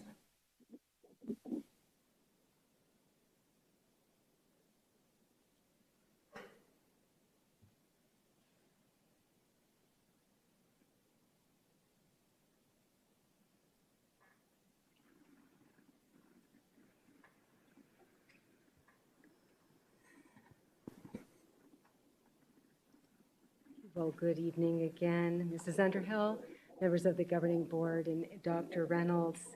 Mrs. Vesely and I are here again tonight to present information. This agenda item is related to a temporary class coverage hourly rate increase for certified staff to address district needs related to the COVID-19 pandemic and school class coverage. Administration has previously shared that there has been a 16% year-over-year increase in the number of classes covered by our internal certified staff. Last year, we've looked back, and that increase was actually 21%. Due to a shortage of substitute teachers and time-sensitive needs to cover district classes when there are staff vacancies, the district is bringing back a temporary certified class coverage hourly rate increase agenda item. The average fiscal year 2022 certified teacher salary in Peoria Unified School District is $55,166, including all funding sources, classroom site fund and instructional improvement in addition to M&O or grant funding. This equates to a calculated hourly rate of $37.07 an hour. Peoria Unified teachers have historically received $20 an hour for class coverage. On January 14th, 2021, the governing board did approve a temporary class increase, class coverage increase from $20 an hour to $25 an hour, which also equates to an increase of $30 to $37.50 an hour for a 90-minute class. 25 for an hour, $37.50 for 90 minutes of class coverage, which typically occurs at the high school level. The temporary increase at that point was retroactive from January 4th, 2021 through May 21st, 2021. The increased hourly amount was also in alignment with the governing board approved $25 an hour certified extra duty rate that's already governing board approved, including tutoring and curriculum writing. Due to current needs of the district, administration is again recommending that the governing board approve a temporary increase to certified classroom coverage from $20 an hour to $25 an hour, which also again equates to a rate of $37.50 for 90 minutes of period coverage. The recommendation would be retroactive to August 4th, 2021, which was the beginning of the school year, through December 31st, 2021. And then after that point, we would reevaluate if a continuation of the temporary increase was warranted. The estimated semester cost of the class coverage is projected to be $86,000. That would be paid from district maintenance and operations funds. The portion attributable to this temporary increase is $23,000 of that total. And it would be paid from maintenance and operations funds. That concludes the presentation. At this time, Mrs. Vesely and I and administration are available to answer your questions. Thank you.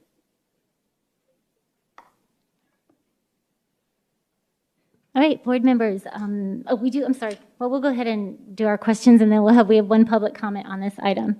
Mrs. Hill, do you have any questions? No, I guess not in this time.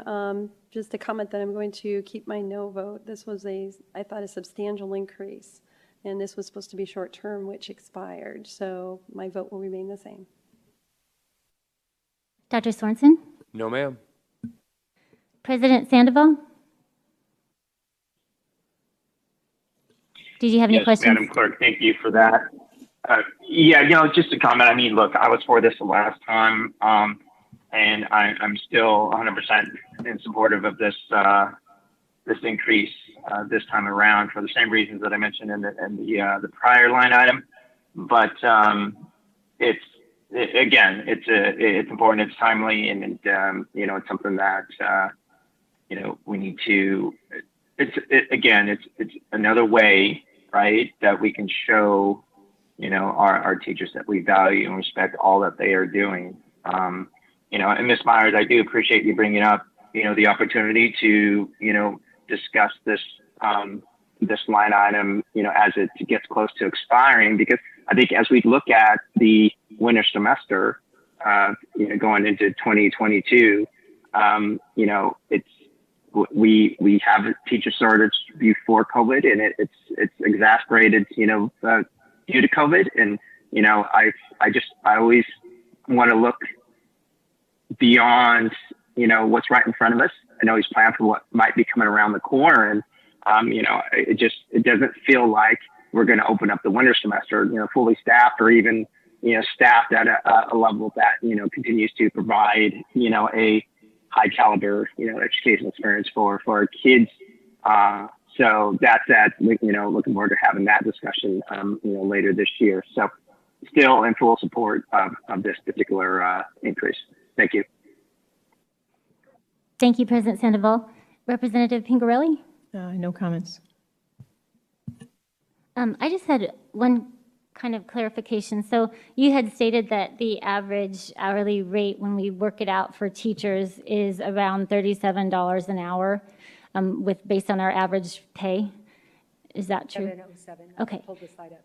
Right. And so I guess what I'm wondering is that this isn't really even an increase if we're currently paying them $17 less for class coverage. So this is really just basically what we should be paying them in general. Would you say that's true? It would be equal to their average wage? Mrs. Underhill, members of the governing board, Dr. Reynolds, the average hourly rate is $37.07, so mathematically $25 is less than that. Okay, so I just wanted to clarify that. It's not necessarily an increase on their current rate, it's just getting them paid for coverage at the rate that they're already currently making. And I guess I just wanted to say, as a teacher, I know that class coverage is critical right now. It is. I've done it many times. I've done it all day. I've done it when we've shared, our preps, and all those things really do impact our students.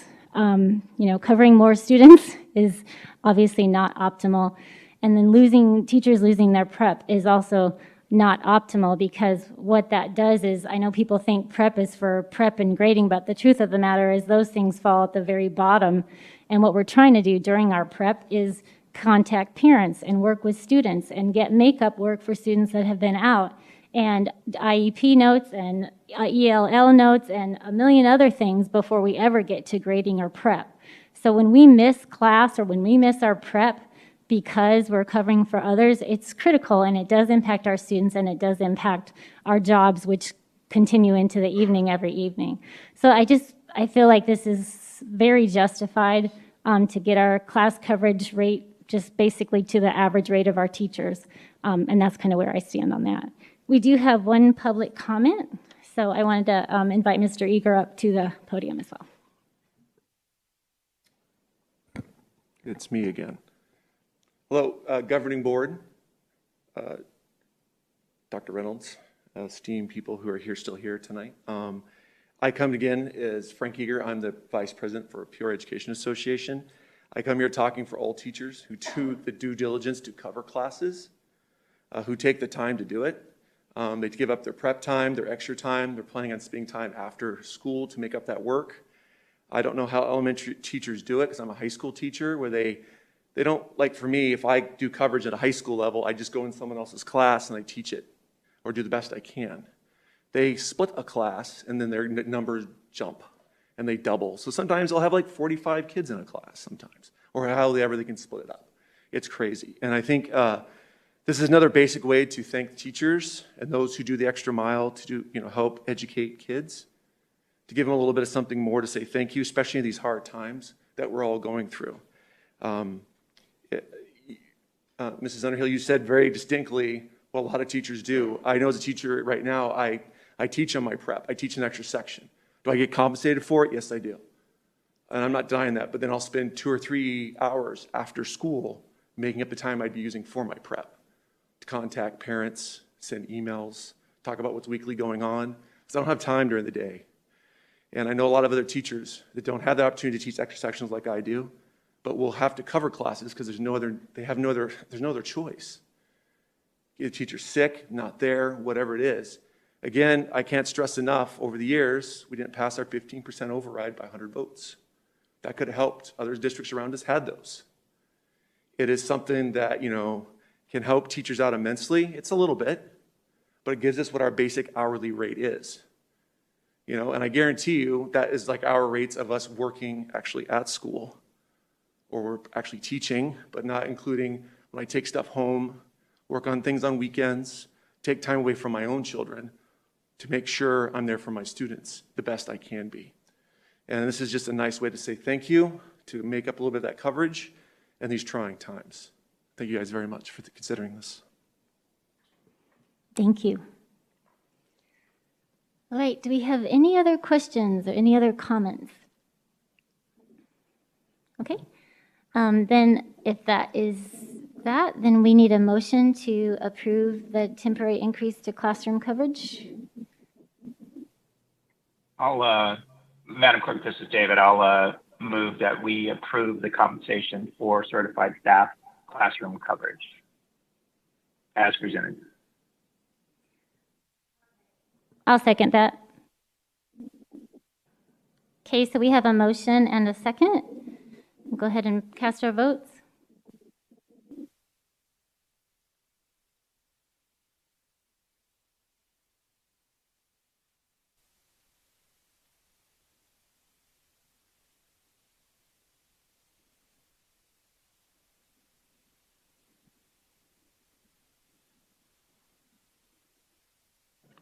Okay, the motion carries 3-2. Thank you. All right, with that, we begin the discussion portion of our agenda with 9.1, the health data update.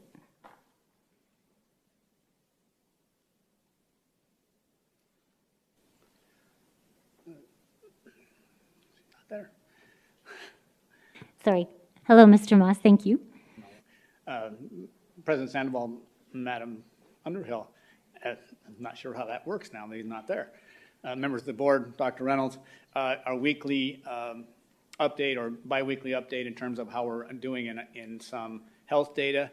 I potentially, and I'm going to knock on wood, we may have some decent news to talk about this time.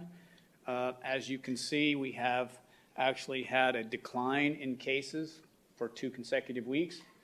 That percent positive, again, fluctuates up and down depending upon the number of tests and some of those kind of things. Probably the bigger indicator is that we've had our number of cases has declined.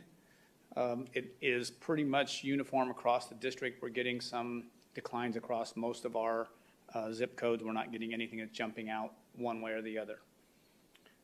We also have had some cases since our August 26th meeting. We've had additional 283 students who were on campus who were exposed and or were in school when they were exposed. But that number is a little bit misleading because we had 200 and, make sure I get the right number, 229 of those last week. And in this week, and I realize it's a short week, we've only had 54. So you can see there may be another piece there that we're actually getting a decline that's showing up in the number of cases that are coming in. We've had additional 33 staff members. That's down from, added to the additional 45 we had in the past. Our quarantine numbers are down significantly. 1,478 was what we had 2 weeks ago. We're down to 952, which again is a decline, significant decline in the number of students that are being impacted. County declared outbreaks, we have 9 in the last 2 weeks. And again, county outbreaks say that there is a reasonable connection between students, that's where the virus was passed reasonably between those 2 students at one of our schools. We do, and we've talked about this before, the instructional change process. In the last 2 weeks, we have had 3 schools that have had to go through that because of a large number of students or different impacts that are going on. We have had 1 grade level that was moved to virtual instruction for 1 week, and then they returned back in person on September 7th. That impacted probably around, and I don't have the exact number, but I would say around 40 to 45 students, I say with the most. The additional reviews that we've done resulted in just some enhanced cleaning processes and additional communication to parents about what was happening at the schools and how we were doing, which is our usual protocol in that case. And I will stand for questions if you have things that you'd like to know. Thank you very much, Mr. Moss. We do have 1 public comment, and I know she's been very patiently waiting. So if we could have Ms. Olivia Frey speak, and then we'll go ahead and take board questions.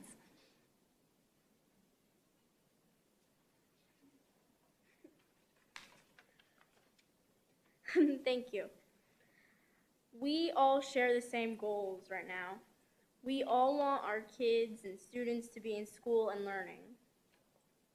I attended the board meeting 2 weeks ago and requested a mask mandate. Since then, a few things have changed.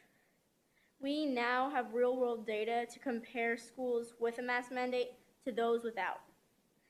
The Maricopa County Department of Health stated that schools without a mask mandate are half as likely to have an outbreak as those without. If you look at the case rate in our district, we consistently perform worse than schools with a mask mandate. Scottsdale Unified School District had 700 kids on quarantine 2 weeks ago. Now, after their mask mandate, they only have 150. Dysart, Peoria, and Deer Valley have more cases per 100,000 than Scottsdale and Paradise Valley. Unified districts with a mask mandate are seeing their cases drop faster. If we want to keep our kids in school, keep our teachers in the classroom, and keep our buses running on time, it makes sense to have a mask mandate. Today, President Biden promised federal aid to school districts that will not allow themselves to be bullied by state governments. I am not naive. I know many people wouldn't like a mask mandate, but even then, I encourage you to take any actions to encourage people to wear masks. One final thought. Viruses have an incubation period. That is why we quarantine. If you want to avoid a quarantine, get vaccinated and wear a mask. All right, thank you. Board members, any questions on our health status update? Mrs. Hill? I guess not, just a comment that I'm glad the numbers are going down. Very good. Thank you. Dr. Sorensen? No comments. President Sandoval? Yes, Madam Clerk, thank you. It is good to see that we're trending in the right direction. But as we just heard, some districts are trending in that direction a little bit quicker. So all I can ask is what I've asked before is for the district, every morning, every day to ask themselves, are we doing everything that we can? Live every day as a student and continue to learn and continuously improve. That's the question that, I'd like the district just to continue to have in their head and ask themselves, are we doing everything we can to keep our kids in school, right? That's our goal. We heard from many community members this evening, that students being out of school, does negatively impact the education experience, and we all know that. So how do we keep, kids in school safe, keep our teachers and staff safe as we go through this together, right? So Dr. Reynolds, I do appreciate that the district, continues to send out communications around, recommending, the protocols that are out there based on the recommendations from the resident experts. I know we're a mask optional district, but, how do we encourage, especially those sites that the COVID response team, deems as being, outbreaks, in partnership with the county and our medical advisory team, et cetera, how do we encourage, if it's mass that, we feel is what may be missing in our protocols, how do we encourage, more mask wearing, right, at those sites? So I want the district to continue to very intentionally ask that question of themselves and continue to continuously improve on a daily basis while prioritizing the health and wellness of our 37,000 plus students, 4,000 plus associates, and all of our families that we serve. So thank you, Ms. Underhill. Thank you. Representative Pingarelli? No comments. All right, and I don't have any comments either. Thank you very much, Mr. Moss. All right, our next item, 9.2, we have a first read of policy section BDF. Thank you, Madam Clerk, Governing Board, Cabinet, and guests. This is an update to, as you mentioned, policy BDF advisory committees. The language is brought to us, recommended through Arizona School Boards Association, and it defines what the board's advisory committee is and how they should operate.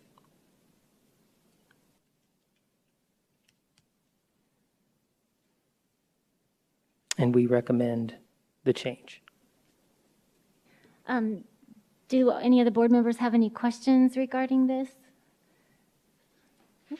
President Sandoval, did you have any questions regarding this new policy update? No questions. Thank you. All right. Thank you. I guess we'll move on to the next one.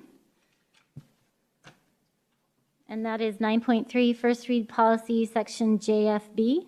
And just to clarify, these are changes due to the laws that have changed. Is that correct? There can be a variety of reasons why a policy needs to be changed, whether it is an opinion that was given, or a court ruling, or a law. There are a variety of reasons why changes would need to be made. Thank you. All right, Mr. Gay, thank you. Good evening, Madam Clerk, members of the Governing Board, Dr. Reynolds, guests, and Cabinet. Like the last agenda item we had, this is a first read, in this case of policy JFB, which is on open enrollment.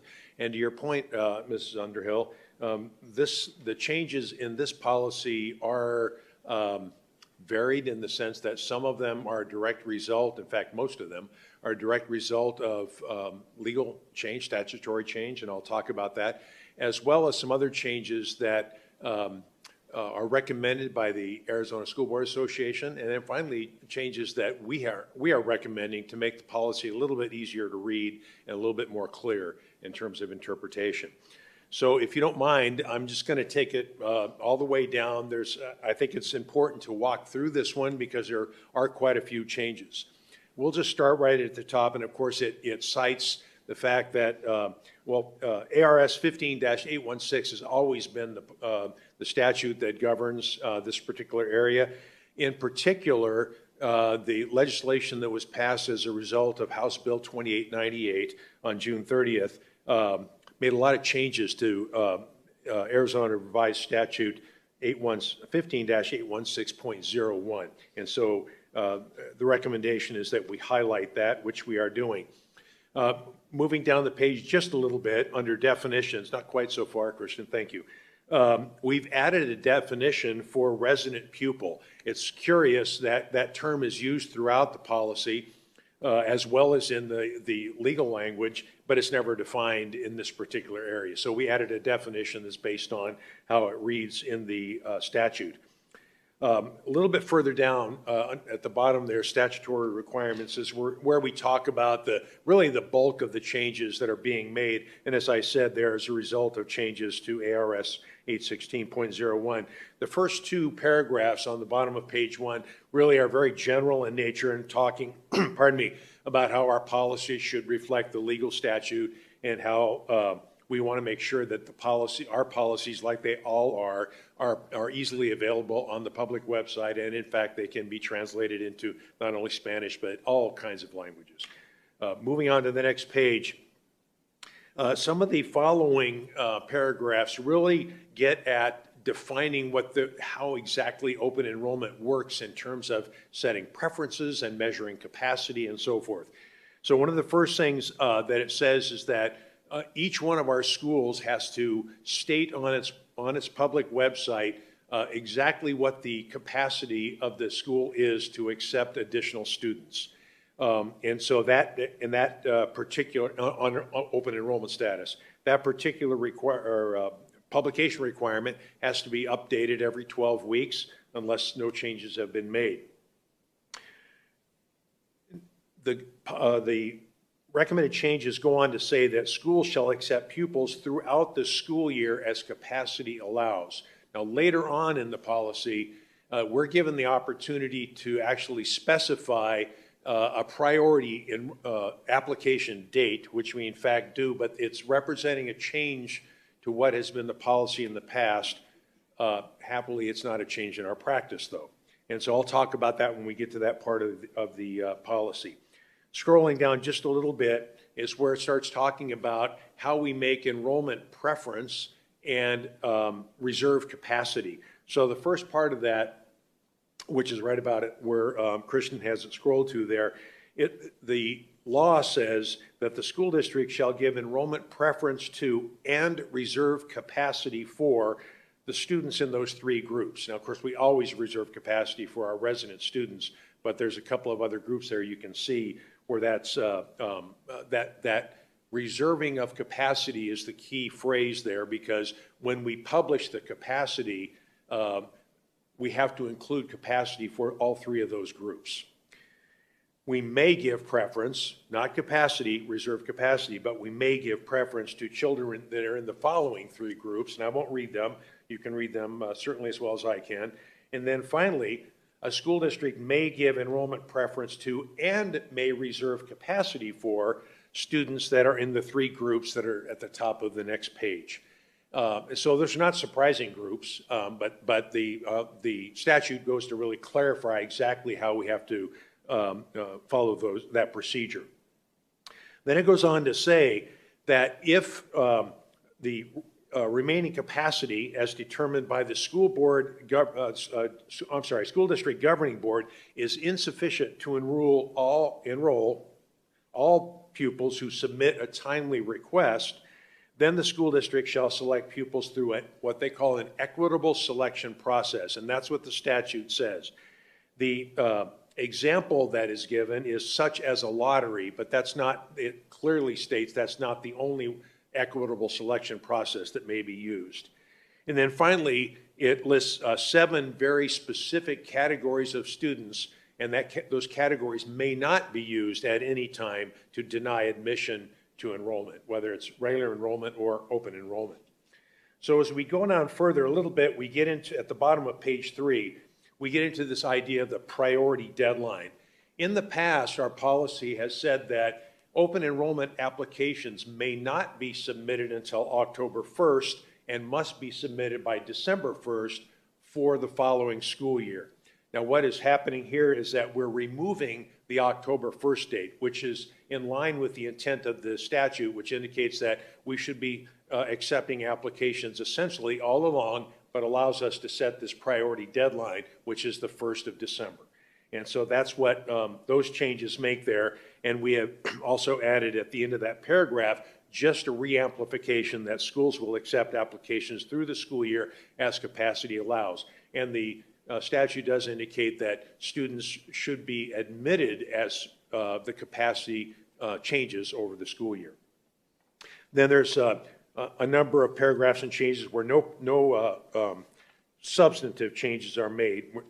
We have a couple of little minor edits to clarify things.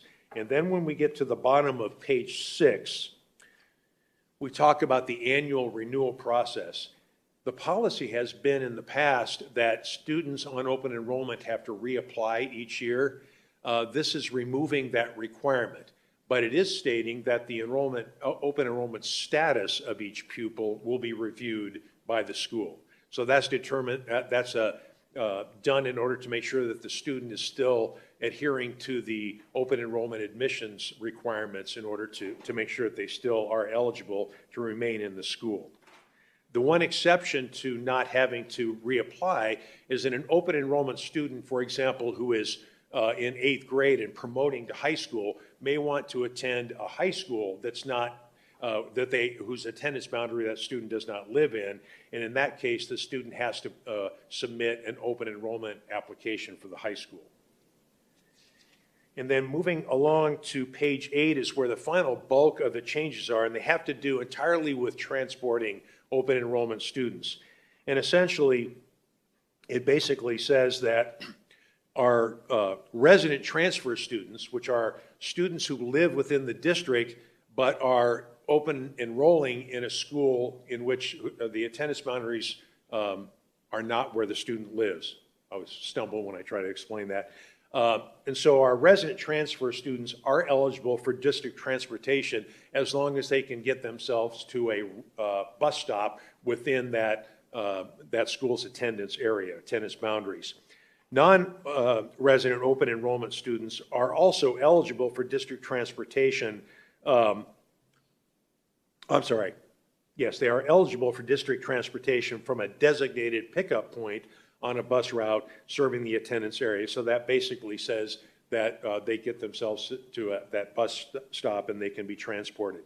Then it goes on to say that there are situations where the school district may elect to pick up a student that's not getting him or herself to one of those pickup points. And it has to do with, in the first case, whether they are participating in the National School Lunch Program, and we're allowed to pick students up essentially up to a distance of 30 miles away from the open enrolled school. And it says, goes on to say that the district must provide transportation for non-resident transfer students whose disabilities or 504 accommodation or IEP essentially require that transportation. And again, the limitation is up to 30 miles. And then after that, we just go on to delete the prior transportation policy that was in the policy. And that is the end of it. I know it's quite a bit. I hope that explanation was clear. I'm happy to answer any questions you have. This, of course, is a first read, and you can take the time to read over the next 2 weeks, and we'll be back later for approval. Great, thank you very much. Board members, do you have any questions? Ms. Hill? I guess I just want clarification over the the last piece that you just discussed with reference to students that might have IEPs that are out of district, so, or basically out of, I think out of district. So they can still, so if I'm understanding this, so if they are an IEP and they're out of district, and within 30 miles, and they're unable to get to a bus stop, then we are going to provide transportation to pick them up from like their house, or how does that work? Well, the statute only says that we are required to provide transportation. These are non-resident transfer students, so outside the district, if the IEP requires it or a 504 requires it, and we have to, it does not say we have to go to their house, but I believe that is the practice. Wow. Up to 30 miles away. Yeah, that's far. Just out of curiosity, do we have, how many do we have that we do have some, and I don't have the exact number. I think we do have some. Yes, it's a small number. Okay, so it's not like hundreds? No. Okay, It's very small. I don't want to hazard a guess, but I had a conversation with our transportation director not long ago about it, and he said it's a real small number. Okay, and just, I guess I'd be questioning why they're switching districts, but, you know, it's something that's Probably closer. because we offer services that they require, special ed services. Ah, got it. Okay, I'm just trying to wrap my head around the 30 miles. So, okay, that makes good sense to me. Thank you. Dr. Sorensen? Would now be an appropriate time to ask about our open enrollment practice, or should I not do that? We certainly can, because we typically talk about, if it's relevant, is how do our practices reflect what the changed or proposed changes to the policy are. We have, I can't comment, I don't know exactly with regard to transportation, other than the comment that in answer to Ms. Hill's question. In terms of the application process, we have routinely been allowing parents or students to submit open enrollment applications well before the October 1st period, for example.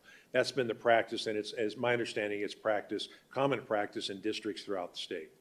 And my question, I guess, kind of is tangentially related to that optimal time window of when we're looking if we're re-enrolling. Are we still using paper copies, or are we close to digitizing that process so that way it could be more accurate if you are on a waiting list or a lottery or what we're going to use, or where are we in that? We're using paper copies, and I don't know of a specific initiative to digitize that, except to say that that is a thing that I champion all the time. And so as we do have some general, and this is a little, I don't want to go too far with this, I'll be off the agenda item, but there are some in general initiatives in our plans going forward that talk about digitizing processes just like this. I mean, that's great to hear, as I can tell you from firsthand experience as a principal with hundreds and hundreds of just stacks of paper, right, that are going through hands. I am 100% sure some students and applications are being lost. And so I thank you for your efforts on that, even though, well, hopefully someone picks that up when you retire here soon. Right. President Sandoval, did you have any questions on this one? Yeah, I guess just clarification, Mr. Gay. Can you go to the page that references our Foster and McKinney-Vento students, please? And I apologize. There's a little bit of a delay on my screen versus what you're seeing there, so I might be silent for maybe a few seconds. Yeah. Actually, I guess I can't see it. Hang tight just 1 second. I apologize.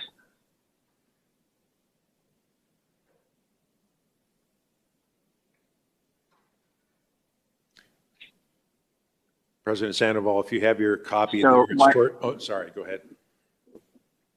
Yep, go ahead, I'm listening. I was just going to say it's toward the bottom of page 2. Yeah, so I'm looking at it now. So my only point of clarification is on the statement. It looks like line item B under a school district may give enrollment preference to children who, and A is are in foster care, and B is meet the definition of unaccompanied youth prescribed in the McKinney-Vento Homeless Assistance Act. Now, my point of clarification on that line item is this. Not all of our McKinney-Vento homeless youth are unaccompanied, right? I mean, we could have some parents who, and that we probably realize a lot, during COVID that maybe lost their job or being evicted. They're together, but they're homeless. So I just want to clarify within that statute that, it includes both unaccompanied and youth who are still with their family, but they are technically homeless. Does that make sense? President Sandoval, I certainly understand the question. The question makes sense. I'm sorry I don't have an answer. We're going to have to go research that and make that information available to the board. Yeah, that's perfectly fine. Thank you. Anything else, President Sandoval? That's it for me, Madam Clerk. Nope. Sorry, that's it for me. Thank you. Thank you. Representative Pingarelli? No comments. I just had two small questions. The first one is just you mentioned that after a student was accepted for open enrollment, that they didn't have to reapply, but their application would be reviewed. Would that be within the same time frame? Oh, thank you, Ms. Underhill. The intent and the way it's written is that the open enrollment status of each student that's open enrolled in a school during a school year is reviewed at the same time that capacity is determined for that following school year. And so the status has to do with, are they, and it talks about it in the policy here. I want to go down, under the paragraph called admission standards. And so it details out what those standards are. And then if the student still adheres to those standards and still meets all the other criteria of being open enrolled, then they don't have to submit another application. So it would occur like within the same time frame. So we would around capacity. Yes. Okay, that makes sense. And then the other question I had is just on the bottom of page 8 in the red line. It talks about students with an IEP, and you said 504, but I don't see that within the red line. So I just wanted to clarify. I actually misspoke on that. Okay. It's just IEP. I apologize. Okay. That's what I wondered. All right, thank you. That's all I have. Any other comments? All right, and we can go ahead and move on. Thank you very much, Mr. Gay. You're welcome. And we'll see you back. All right, so moving on to item 10.1, report on upcoming meetings and events. Mrs. Airy, do you have anything? Good evening. Thank you, Madam Clerk. I just have one highlight for the governing board. This Tuesday, we will have our first parent engagement forum. And of course, we've sent information to you in a previous report. Just a reminder, if you will be joining us for that event, if you would let Mrs. Contra know so that we make sure to get that properly noticed. Great. Thank you very much for that. 10.2, legislative, state, and local updates. Do we have anything this evening? We do, thank you, Mrs. Underhill, members of the governing board. I do have 2 items to report this evening. First, on August 19th, the Arizona Supreme Court did rule that Prop 208 did not need a supermajority to pass, indicating instead that the tax increase could be passed by voters with a simple majority. The decision also stated that Prop 208 funds are subject to the statewide K-12 spending limit that is part of the Arizona Constitution, and that the revenue generated by the tax is not considered a grant to schools and therefore is not exempt from the education expenditure clause. As a result, the Arizona Supreme Court has allowed Prop 208 to stand, but has clearly said Prop 208 could be founded unconstitutional by a lower court if the revenue it brings in for education surpasses limits set by the Education Expenditure Clause for the Arizona Constitution. Secondly, administration is following the information that was shared in President Biden's COVID-19 plan today. We are evaluating the information that was presented and will provide an update to the governing board on any aspects of the plan that do affect or apply to the Peoria Unified School District. However, we can share at this time an initial comment that the Peoria Unified School District has not had funding withheld as a result of COVID-19 safety measures, and consequently, any related funding remediation in the plan would not apply to the district. That concludes my report. Thank you. Great, thank you for that. Any questions? I'm good? Okay. All right, the next item is Budget, Facilities, Planning, and Construction Report. Those reports are available online if you would like to view them. And then 10.4, change of ownership, Constellation Solar purchase by Brookfield Renewables. Well, thank you, Mrs. Underhill, members of the governing board. Administration did also share this information in a recent Friday report, and this is just truly to notate in our public record that there was a change of ownership, that Constellation Solar did actually have an acquisition by Exelon Corporation, which oversees Brookfield Renewables. So the detail of the transactions in the report, in a nutshell, it is governed by the original agreement in March of 2013 that was approved by the governing board and did allow for the transfer, and basically all of the employees went from Constellation to Brookfield, and all of the requirements of the original agreement are still in effect. We've had our legal counsel review it. It did not require any board action, but we felt it was important, in addition to the Friday report, to put it in a board agenda so it's in the public record. And that concludes the report. Thank you. Great, thank you for that. Moving on to other business, 11.1, board member opportunity to readdress agenda items. Mrs. Hill, did you have anything you want to readdress? I do not, thank you. Dr. Sorensen? No, ma'am. Okay. President Sandoval? I do not. Thank you. Okay. And Representative Pingarelli? No, thank you. Okay. I just had one thing, which is going back to recognitions about September 11th, which I know is a somber and eventful day for all of us in our country, but it is also President Sandoval's birthday. So I just did want to say a happy birthday to President Sandoval. All right. Thank you, Ms. Henry. Who's? Oh, and Mr. Gay's birthday as well. So, and I know he's a veteran, so that's wonderful. All right, the last item, 11.2, requests for agenda items for future governing board members. Mrs. Hill, did you have anything? None at this time. Dr. Sorensen? I guess I don't know if this would be appropriate on a Friday report, but we're talking about stipends and compensation already. I know it's September, and I know last spring I expressed my desire for our employees to be able to have a better idea of what their compensation is going to be before they sign their contract. So I guess I would ask if it's plausible on a Friday report to talk about when we think that compensation committee is going to do their work, and if it's plausible to start before the calendar year ends, because I believe we started that work in January, and I think it should be starting much earlier in order to be able to provide our employees an awareness of how much they're going to pay or how much they're going to be paid, because that's also a factor in retention. So that was a long-winded way of saying if we can get an update on that compensation committee and when we think that's going to happen, that would be appreciated. Great, I'll go ahead and second that. President Sandoval, did you have anything? Yeah, and this can definitely be a Friday report. And Ms. Contra, please correct me if I'm naming the policy wrong, but is there any way you can just drop our pay-to-play policy in a Friday report to the governing board? I think that's what it's called. I could be wrong. So President Sandoval, are you asking for the fee structure to participate in AIA sports?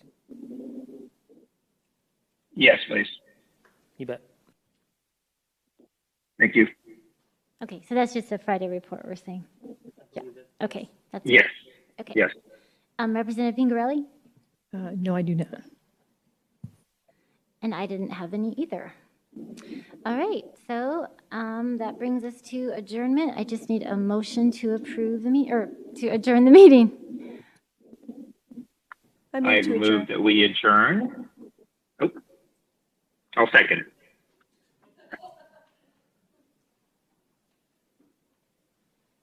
I'll second. Ms. Contra, did you get that? I believe it's a motion by President Sandoval and a second by Mrs. Underhill, correct? Yes.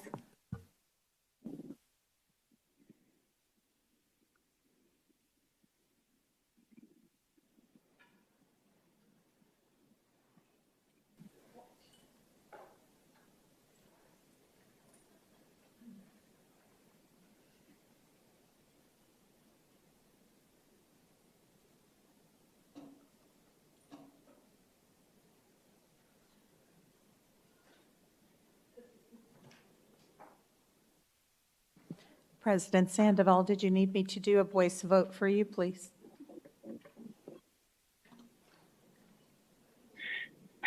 No, you don't. I apologize. I just clicked it. Thank you, sir.